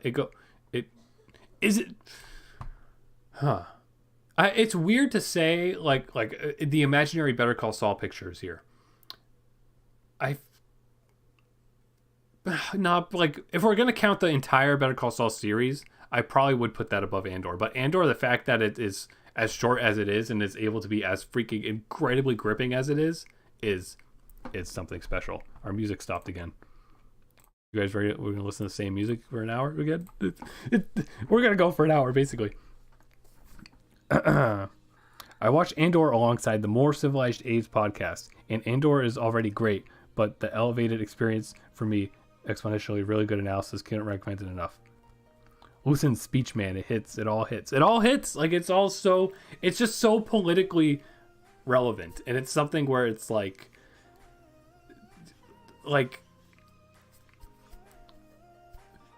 it's able to be so politically involved while still being like its own thing and being like a really serious show. And it's like, you know, people aren't going to watch it and be like, I mean, you know, people are, that's, you know, it's how people are, but like, it's not something you'll watch and you'll be like, oh, okay, that was like kind of woke, you know, like they were kind of purposefully interjecting politics in it to like say something. It's like, nah, man, like the whole series is a very like depressing, based in reality political scenario. And it's like, it's just so well done. And it's great that Disney was allowed to greenlight an idea and hired on people that were so passionately strong about it and great at writing and all that. I'd put Andor above Puss in Boots, but we already established that you and I disagree on some of these points. But Puss in Boots is animated, though.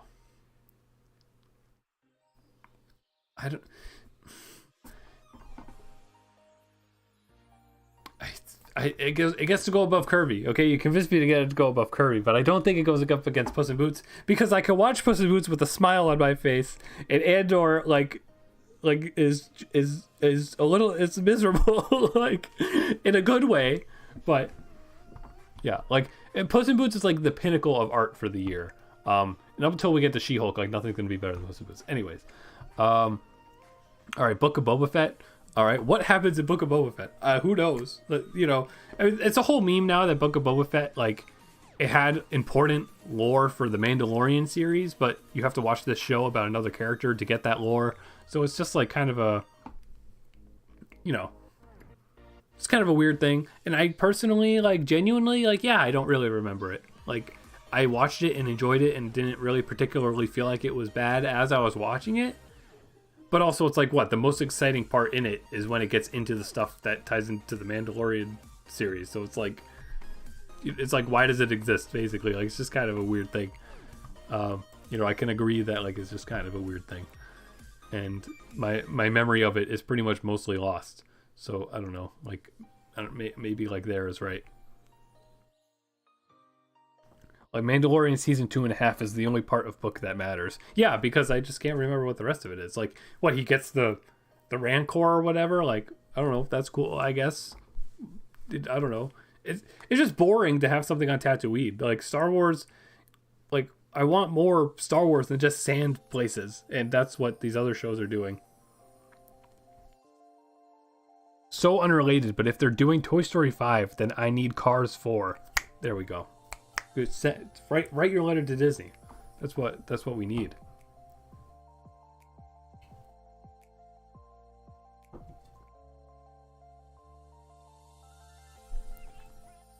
Still have not seen 3 and only watched half of 1. Okay, good. Half of 2. I was gonna say. So you watched all of 2, but you didn't watch the other one. But no, okay, you did see half. Well, I don't know. We want to talk about Cars. The stream's never gonna end. Cars 3 is actually kind of a good sequel to Cars 1, whereas Cars 2 is like so blatantly like why did like they made this to sell toys. Cars 3 actually kind of continues some narrative stuff from Cars 1, but it just has one of the most weirdly aggravating plot twists ever that I think I talk about a lot. Like I don't know how often Cars 3 comes up in my life, but the climax of Cars 3 pisses me off. They just do something that makes no sense. All right, Guardians of the Galaxy Christmas special. This doesn't even like count. This shouldn't even be on the list. But like, it's just I was like, I need more live action things. Like I don't watch live action, so I got to put something on here. Like, yeah, this was very funny. It was very charming, and it was very wholesome. And like, it upsets me now knowing that like the next Guardians of the Galaxy movie is like gonna be the end of their characters. Like they're not gonna have them be in the Avengers or anything afterwards. Like they're my favorite guys. I like love them so much. So I was happy they got a Christmas special. First of all, this Christmas special was announced like when Disney Plus was first announced, I think. So like this took forever to happen. But like yeah, it's super cute. Like these characters are so cute. Like these are the kind of characters where like the way that they're written, like I could just listen to them talk nonsense all the time. Like the Guardians of the Galaxy video game from last year that I think was on my previous tier list. The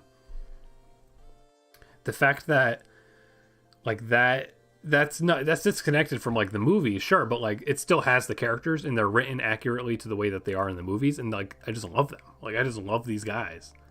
I don't want them to be gone, but I guess they're gonna maybe be gone after the third movie. Who knows? But yeah.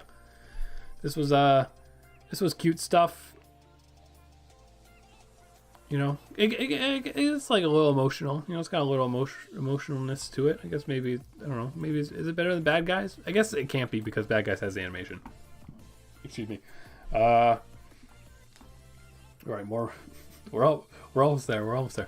Let's get through the Marvel. I think it makes sense to stay on theme for a little. So Moon Knight was from last year, I think. Yes, hopefully. Moon Knight really surprised me though. It's one of those things where it was like it came out and I was like, oh, I'll just like get to it eventually. It's not better than Bad Guys. Yeah, it's fair. Honestly, it's probably not, based on my personal taste, it's probably not better than High on Life, but I don't think I'm allowed to really talk about the game anymore. Bad Guys deserves a rewatch for sure. I think I got on. No, I don't think I got on DVD yet. What did I watch it on? Oh, it's on Netflix. Anyways, Moon Knight. Moon Knight's freaking cool. Like Moon Knight is such a cool. Like I can't speak to it potentially being like a depiction of mental illness or like whatever, but like just I found the way that they conveyed what was going on really creative. I think it gets a little too Marvel-y at the end. Like I think the fact that he has such a interesting and like dark backstory that's conveyed really well, but then also like 5 minutes before that there's like a CG talking hippo lady. It's like, you know, there's just kind of a disconnect to what's going on because of the Marvel stuff that they gotta, you know, do with it. but it was like really surprised me. It was really, really cool. I mean, easily probably my favorite Marvel show, of the year. Maybe there is right. And also that song. What's the song? What's it called? The Lonely Like a Man Without Love song. That's a great song. Hits home. Miss Marvel. Miss Marvel's fun. It's fun. It's weird because like when it first came out, it was so hyped because it's like, yo, this has like such a cool style. Like there's a cool style going on. And then I feel like as it went on, that style kind of faded away and it just became, usual Marvel look. And I really wish it stuck with the really like good Scott Pilgrim-esque, like sketchy, like teenage hype sort of vibes that it had in the first episode. That kind of all goes away as it becomes more actiony. But I mean, I can really appreciate that. It's out of all the Marvel stuff all year, it was probably like the most that was like a good like mouthwash, where it was like it actually was quite different from what was going on because it was about such young characters. It was really focused on like a culture that is like never featured in movies that I watch. So like it was just really nice to see all that sort of stuff. Ultimately, maybe like plot wise a bit kind of forgettable with some stuff, like, but still great, still cool. But Moon Knight's got a little bit more personal appeal. It's probably not better than Bocchi. I guess we're gonna have to mix this in with the anime somewhere. No, I didn't like it more than 86. No, I'm sorry to push you so low, Miss Marvel, but I still like you more than other people do, because other people don't like you because they're idiots. Tulip says Oscar Isaac can act, bro. He can. Like that is this like the way that the personalities are portrayed here is awesome. Like I can't wait for his character to show up again. I really hope that he gets like a good feature in something. And Tulip says, I haven't finished Miss Marvel yet. Tell me right now if Squirrel Girl is in it. I thought the advertising said she would be, but I'm halfway through and it doesn't seem like that's happening. You want me to actually say it? What advertising? All right, cover your ears, Tulip, if you don't want to hear it.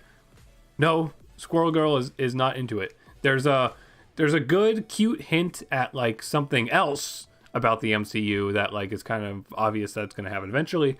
But there's no Squirrel Girl. Okay.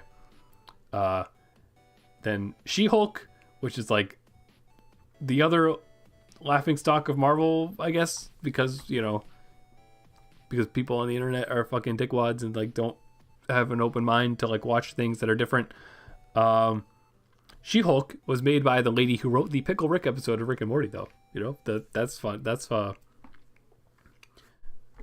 fun perspective.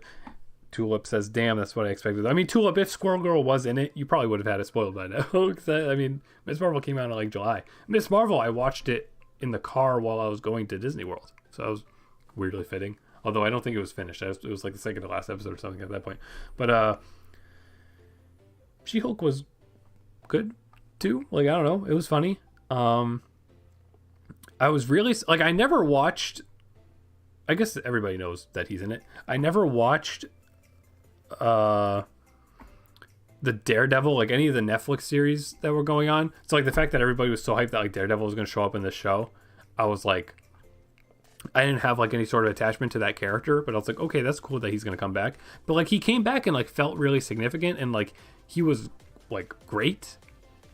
Like and I want to see more of him. I'm going to have to watch those go back and watch those Netflix shows now, because like obvious, like, I mean, he's not the main character here, but I don't know. I think they did a really good job of like intertwining him in this story in a way that like wasn't so blatant, where it's like, oh, if you didn't watch Daredevil, you're not gonna know what's happening. It's like, no, like he's in it, and you're like, oh, I like him. I want to go back and see what I missed with him, because like he's conveyed really well in here, and I also don't feel like I'm missing anything. And then I don't know, other stuff happens. I mean, the meta humor that's present, in the finale, it unfortunately turns the finale into something anticlimactic, but it is funny. Like the thing they do with the fourth wall breaking at the end was like funny and cool to see that be done in what is usually something that like has somewhat consistent lore, where they just like kind of break it all to make like a joke that like probably pissed a lot of people off, but it was also like funny and creative. Like it's a good time. It's a good time. I swear there was like a controversy about the actor for Squirrel Girl being racist or something. Did that just not happen? Why would I hallucinate that? I don't know. Was Squirrel Girl, was she like a voice in something? Or like was she in like an animated show? Or are you thinking of the actress who plays the Wasp in Ant-Man? Because she is like a super Republican or anti-vaxxer or something. Anyways, She-Hulk. A show that anti-vaxxers don't like. Did I like it more than Miss Marvel? I feel like it would kind of go here.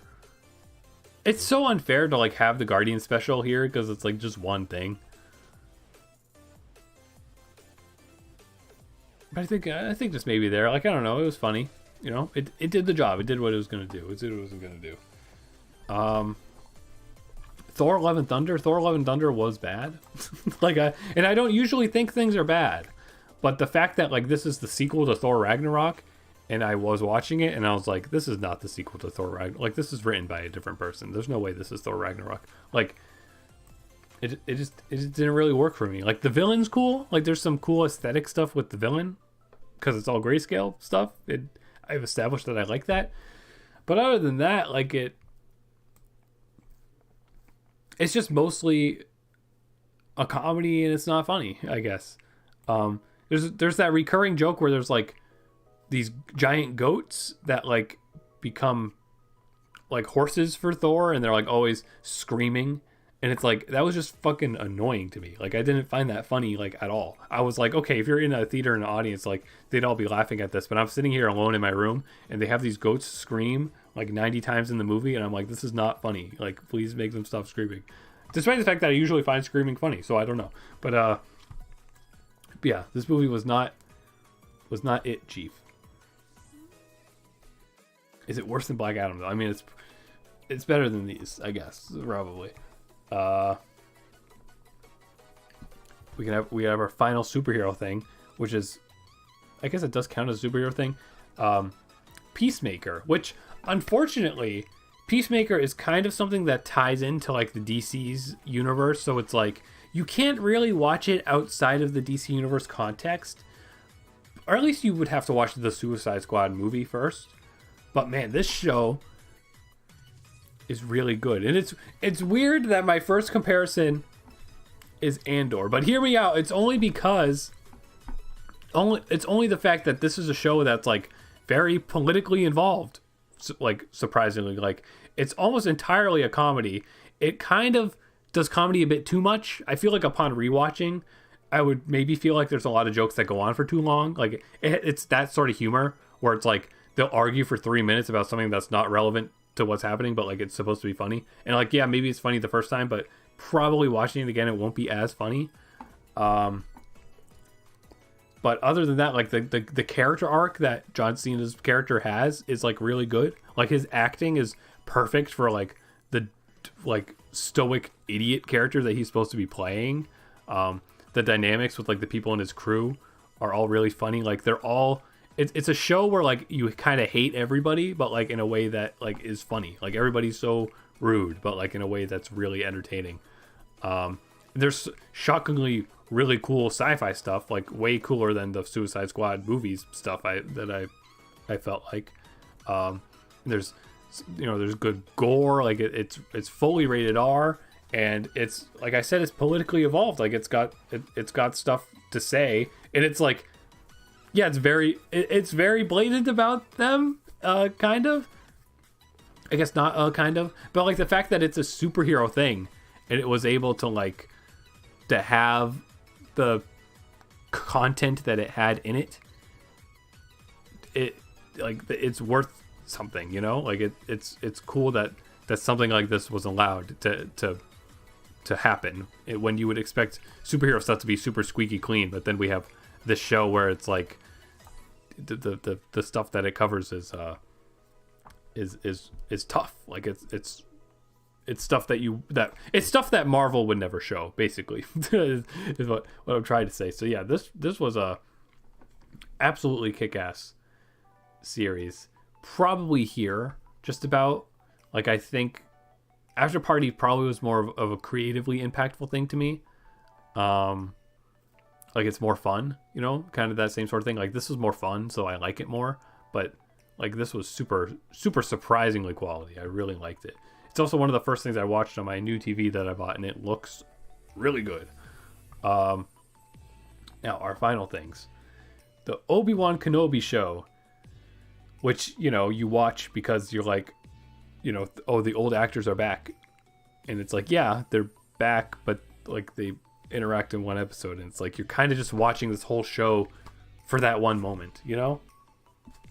I guess they fight twice. But like, you're watching the whole show to get to that last episode. And then when you get to that last episode, excuse me, and the way that they, you know, the thing that they do, I wanted so much more of it.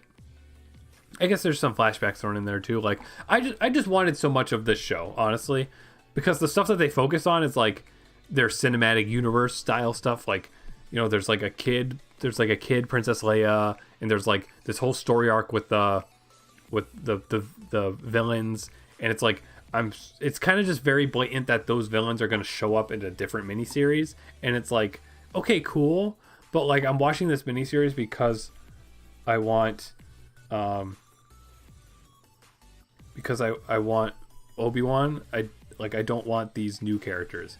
And there's, you know, I feel rude saying that because there's a lot of people out there that are like, yeah, we don't want these new characters, like, because it's a woman. And it's like, no, like, no, like that, I don't care about that. I just mean literally, like, when you call a show Kenobi, I want the show to be like 95% Kenobi, but it kind of felt like it was like 70% Kenobi, because it gives a lot of spotlight to these villain characters that are like, you know, morally gray or whatever. And it's like, okay, cool, like, they can have their own show eventually, yeah, sure, but like, put them in one episode. Don't put them reoccurring in the whole thing. Like, give me what I want. Like, this should have made, I think that's what my podcaster guy said, like, this should have been shorter. I think it's already quite short, but this should have just been a movie or something, and like, so that we could just only have Kenobi. Like, we don't need these other side plots and stuff. Like, we could just have what we wanted from it. But still, it's enjoyable. It's silly when he says Darth. It's silly when the Inquisitioner says, did I say like Splatoon? Inquisition. When the Inquisitor says hello, that's a good clip. So where does this go? I was just complaining about it. I mean, you know, it's got that nostalgia to it, but I'm only ever gonna rewatch like that scene. You know, I'm not gonna like really care to rewatch the whole thing. But, you know, the nostalgia helps it beat out She-Hulk. Again, the Guardians special, I feel like, shouldn't even be on the list, but it is. Look at that. We're almost just about I think that's like almost exactly the amount of time it took me to finish the previous year's tier list. I'm going to like set a timer next time so that I don't mess that up. Tulip says it was going to be a movie originally, but they reworked it after Solo flopped and it suffered for it. Oh. I mean, yeah, that makes a lot of sense. I just feel like both formats could have worked, but the direction that they take for the TV series wasn't the right one, because like from my perspective, like I say, like, I think that they're too blatantly focused on like the bigger picture of like the Star Wars franchise in the series, rather than being like, nah, like, we want like a character story about Kenobi. It's like, it's not really a character story about Kenobi, because he doesn't, like, nothing happens to him. Like, he doesn't really change. Like, he's, you know, he encounters Darth a few times, and it's like, yeah, cool, that's what we want, but like, he doesn't like become the Kenobi that you see in A New Hope, you know? Like, there's not the right kind of progression that people would have wanted, and maybe they could give it a second shot with a second season or something, or maybe they won't do anything, or maybe he'll have a cameo on The Mandalorian, you know, in a flashback or something, I guess. I don't know, who knows. Also, by the way, the guy who cameoed in a recent Mandalorian episode, he's the actor who played Jar Jar Binks. I didn't nobody communicated that. Everybody was just hyped that that actor was in it, and I was like, oh, cool, I guess, like, he's a cool guy. It's like, no, he's Jar Jar Binks. Like, that's why it's significant. Anyways, spoilers, I guess. Last thing we have is Stranger Things 5, correct?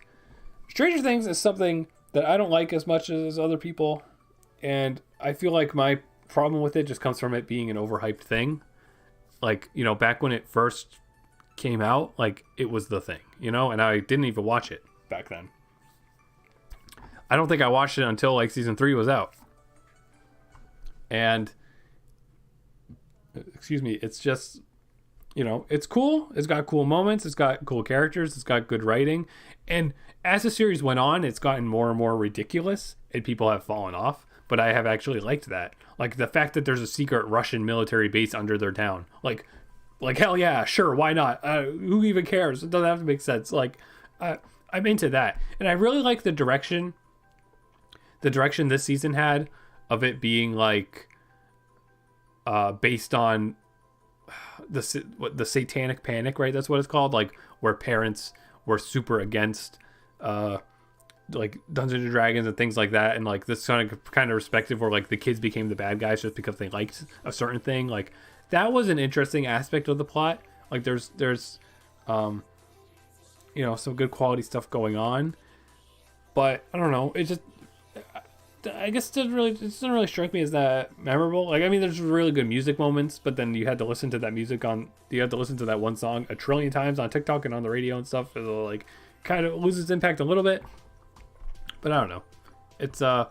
It's quite quality. Like in terms of the emotions that the show was able to get out, like this is definitely the strongest emotion the show has probably had since the start of it. For me anyways, like it was good. It's just not really my favorite thing the way it is other people's, and I feel like a lot of people don't really care as much about it anymore anyways. So now it's just gonna have a finale, and it's like that's it. But I mean, it's still it's a lot of young people that are really into it, you know, so it's just maybe it's not hitting right for me. I'm also not like from the 80s, so like I miss out on like the nostalgia, so I'm just like this weird area where like I just watch it and I'm like, yeah, that's cool. Or like, oh yeah, that was something, I guess. Like, you know, it's cool. It's quality. The thing with the music wasn't even last year, was it? Last year was just like one episode, wasn't it? Maybe, I don't know. But my biggest problem with it, we want to go off one more thing. It's too long. These episodes do not need to be an hour plus. Like, stop that. Adventure Time communicated everything it needed to communicate in 11-minute episodes. Please stop making everything so long. The Mandalorian is usually only 30-minute episodes, and it's so good. Andor, you stay. You get to stay. You get to have 3-hour episodes if you want. But like, so many other things are just so long, and they don't have to be. And Stranger Things is like what started that to me, because I don't really usually watch live action TV. Breaking Bad, Better Call Saul had hour-long episodes too, and there were times where it felt like those were too long, especially when I was binging it the way that I was, where like I was just spending an entire day watching episodes. But yeah, that was there's that rant. So where does this go? I don't know where to put it because I don't even like remember. I don't remember what it was. Have you seen The Rehearsal? That was a last year show. Is that the thing with like that comedian guy? Because I did not see that, but I heard that was like a good emotional thing. Is that a show or is that a reality thing?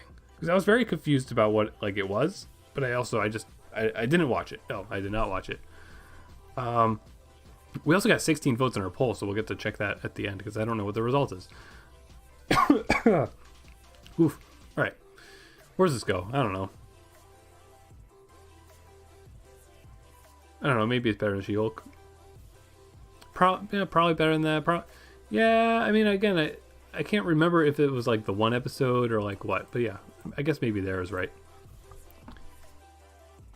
Yeah, Nathan Fielder, it blurs the line intentionally. Okay. Nathan, I don't know Nathan Fielder other than the fact that he's a guy. So it's not like I was it's not like I was a specific fan of his who like went out to watch it. I just had heard of it and I was like, oh, okay. Like people say it's interesting. I tell you absolutely should watch it. It's only 6 episodes and do not look up anything about it beforehand. I don't like have a grasp on like what it is, but like I do vaguely Like I know it's a very emotional thing. Like I have vague little pieces of understanding of what goes on in it, but yeah, that's a good excuse me, that is a good point. That is something I need to check out. It's something though, that's something that like this is the problem with media now. You know, if we were 3 hours into this, like stuff just comes out. Like something comes out and it's the flavor of the week and then it's gone forever. Nobody has spoken about the rehearsal tulip since it came out. This is the first time I'm hearing about it since it was like a trendy thing. And it's just really sad that that happens, that nothing is allowed to last anymore because we're bombarded with so much stuff. And like, it's like, yeah, people end up talking about the stuff that is good. Like we never get bombarded with the stuff that is bad, except for like when people wouldn't shut the hell up about Velma and like indirectly probably gave it like 4 more seasons because they kept talking about it. But it's like, there's so much and it's so easy to forget things because people are talking about something new every week, and it's like nothing can marinate and nothing can last long anymore. And like to a degree it's kind of nice that there's a bunch of creativity going on all the time, but it's also just like, you know, thin ice because it's like something like the Cuphead show will just get or Inside Job will just get canceled, you know. A good, see, I said Inside Job instead of Inside Out that time. Good job, me.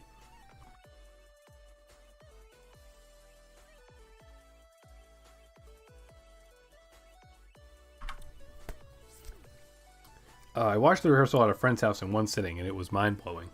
I mean, yeah, I'll totally check. Well, then Tulip, you need to watch the after party if you haven't already. Okay, how do I look at my poll? I don't know how to look at my poll. But here's our tier list. You know, seems about right. It's just so disjointed. But seeing an image like this complete, like this is me. You know, like I can see my personality in this, and the way that all these things are so weird and different. Like you got Kirby, a political thriller, Star Wars, Puss in Boots, Don't Get Scared, some weird freaking anime games that like barely anybody knows about. Like that's who I am as a person, and I hope that I can continue to more successfully convey that in the content I create, because I feel like I don't usually. Let's look at this poll. Let's look at this poll, guys. Oh, there, it just shows me the answer. I just opened it. So what movie is better? According to 16 votes from the audience, Turning Red versus Puss in Boots: The Last Wish. People believe Puss in Boots: The Last Wish is better. And honestly, by 88%. And honestly, totally expected that. And as you can see by the tier list, I kind of agree about that too. But like, they're very different things. I think Turning Red, like, it has really good family values. But like, Puss in Boots has so much more, I guess, interest to it because it's not like a slice of life. You know, Turning Red's like a fantasy slice of life, but you know, Puss in Boots is just a full-on adventure kids movie that like anybody can enjoy, and it's got that crazy art style. Which, not to say Turning Red doesn't have a good art style, but oh my god, Puss in Boots! Like, I might just pop in my DVD right after doing this and just watch Puss in Boots: The Last Wish for my 3rd time because it was so good. I saw it in theaters twice. So that's, you know, that's fair. That's a very fair vote. And it doesn't surprise me. I'm happy to see that, and I'm happy it's still a meme. And like now everybody is like ride or die for DreamWorks, which is concerning because if they make a bad movie, then everybody's gonna stop caring about them. They have a trailer for their new movie. I don't want to watch that on stream because this has been going on for way longer than I thought it would. But I need to watch that. We can do a reaction video for that trailer. And that Ninja Turtles movie coming out looks cool too. I did a reaction video for that. All right, one last thing. Tulip here says something. All those streaming shows get forgotten because they're designed to. The services want you to move on to the next thing. Thank God the Star Wars shows still air weekly. Yeah, and that's something like people are upset about that. That the like that Disney Plus does weekly releases for their stuff, but it's like, no. Please do weekly releases. It feels so good to watch things like that because you could talk about it and be excited. And it's like, yeah, everything's designed for you to just go. And it's weird. You know, it's weird that like there's so many shows, and I don't know. I just lost my train of thought completely. It's complete. I don't know, man. I was just talking for 3 hours. Okay. The confession. I was also drinking alcohol. This is my first time drinking alcohol on a stream, which I don't know how much that helped or what. But like, I mean, I love having these tier lists are just a perfect thing for me to have an excuse to talk about stuff I wouldn't normally talk about. But I'm trying to think of like, why don't I talk about it? Like, who cares? Like, I can make a video about Insomnia Files 2, even if it's not something my audience wants to see, right? Like, like people don't, it's rude to say, but everyone in chat has been one of my mods who has been one of my friends, and it's like, yeah, so why don't I just stream acting like I'm talking with my friends and not like I'm trying to make like content for views? Like, I feel like that's something that I can hopefully start moving past and like be able to go back to really enjoying what I've been doing, which is rude to say, but it's just like YouTube's a lot of work. Like, this is a lot of work, and I've been putting a lot of pressure on myself to make what I had been doing in my previous few years, because it was like one of my only revenue sources. But now I have a job, so I can like a real job that pays me regularly, so I can like sit back and I can be like, okay, what am I going to do on YouTube? And I'm still trying to figure that out, but I think streams are going to be a good part of that, because it's going to be pretty easy to like fit something like this into my work schedule. Except I won't always go for 3 hours and 10 minutes. Or maybe I will. Who knows? But thank you very much for joining in. I'll definitely spoil this tier list on my community page eventually, if you didn't check out the whole stream. I mean, this was hopefully a good stream to like listen to the VOD for. Once the recording of it is posted after this, you can just sit back and have it on in the background and listen to my opinions about a lot of crazy stuff that hopefully you recognize some of it, or you don't recognize some of it. If any of it was interesting to you, I really hope that you go and check some of the stuff out, because like I said, like there was like no animation. Like, I just talked for 3 hours, and there like really wasn't as much usual cartoons is what I've like branded the channel as. But it's like my interests, are kind of shifting, and I hope that I could help recommend some non-cartoon stuff for once that like is kind of cartoon adjacent, other than like the action-y stuff, I guess. But I've always been into that stuff. So yeah, I don't know, that was a blast. This is something I was putting off doing for a long time, because I realized it was gonna, take me this long to do when I did it. But I'm glad that I finally did it. I hope you guys enjoyed listening to me rant to rave so much. I do have a plan to stream a video game. I don't think I'm gonna have time to do that tomorrow, but hopefully soon we can go back to what I used to do and like have a few streams of like a game that I actually finished the whole game. Because I think that'd be fun to do, to try to get back to doing that. So thank you so much for watching. Please stay tuned, have notifications on so that you know when this stuff happens. But YouTube's pretty good with telling people about live streams, I think. It's also good at showing me my viewer count, because I just like I'm staring at a graph right now, and it's like I don't want to look at a graph. Like, stop showing me. Like, I just want to stream. So thank you for watching, and I will. I don't know. Where's the bra button? Oh wait, the bra button isn't on this scene. Hang on. We gotta get the bra button. Hang on. One more bra. Let's go. Oh, I just played it. Let's do it again. Bruh. All right, perfect. Thanks for coming. I hope you enjoyed it.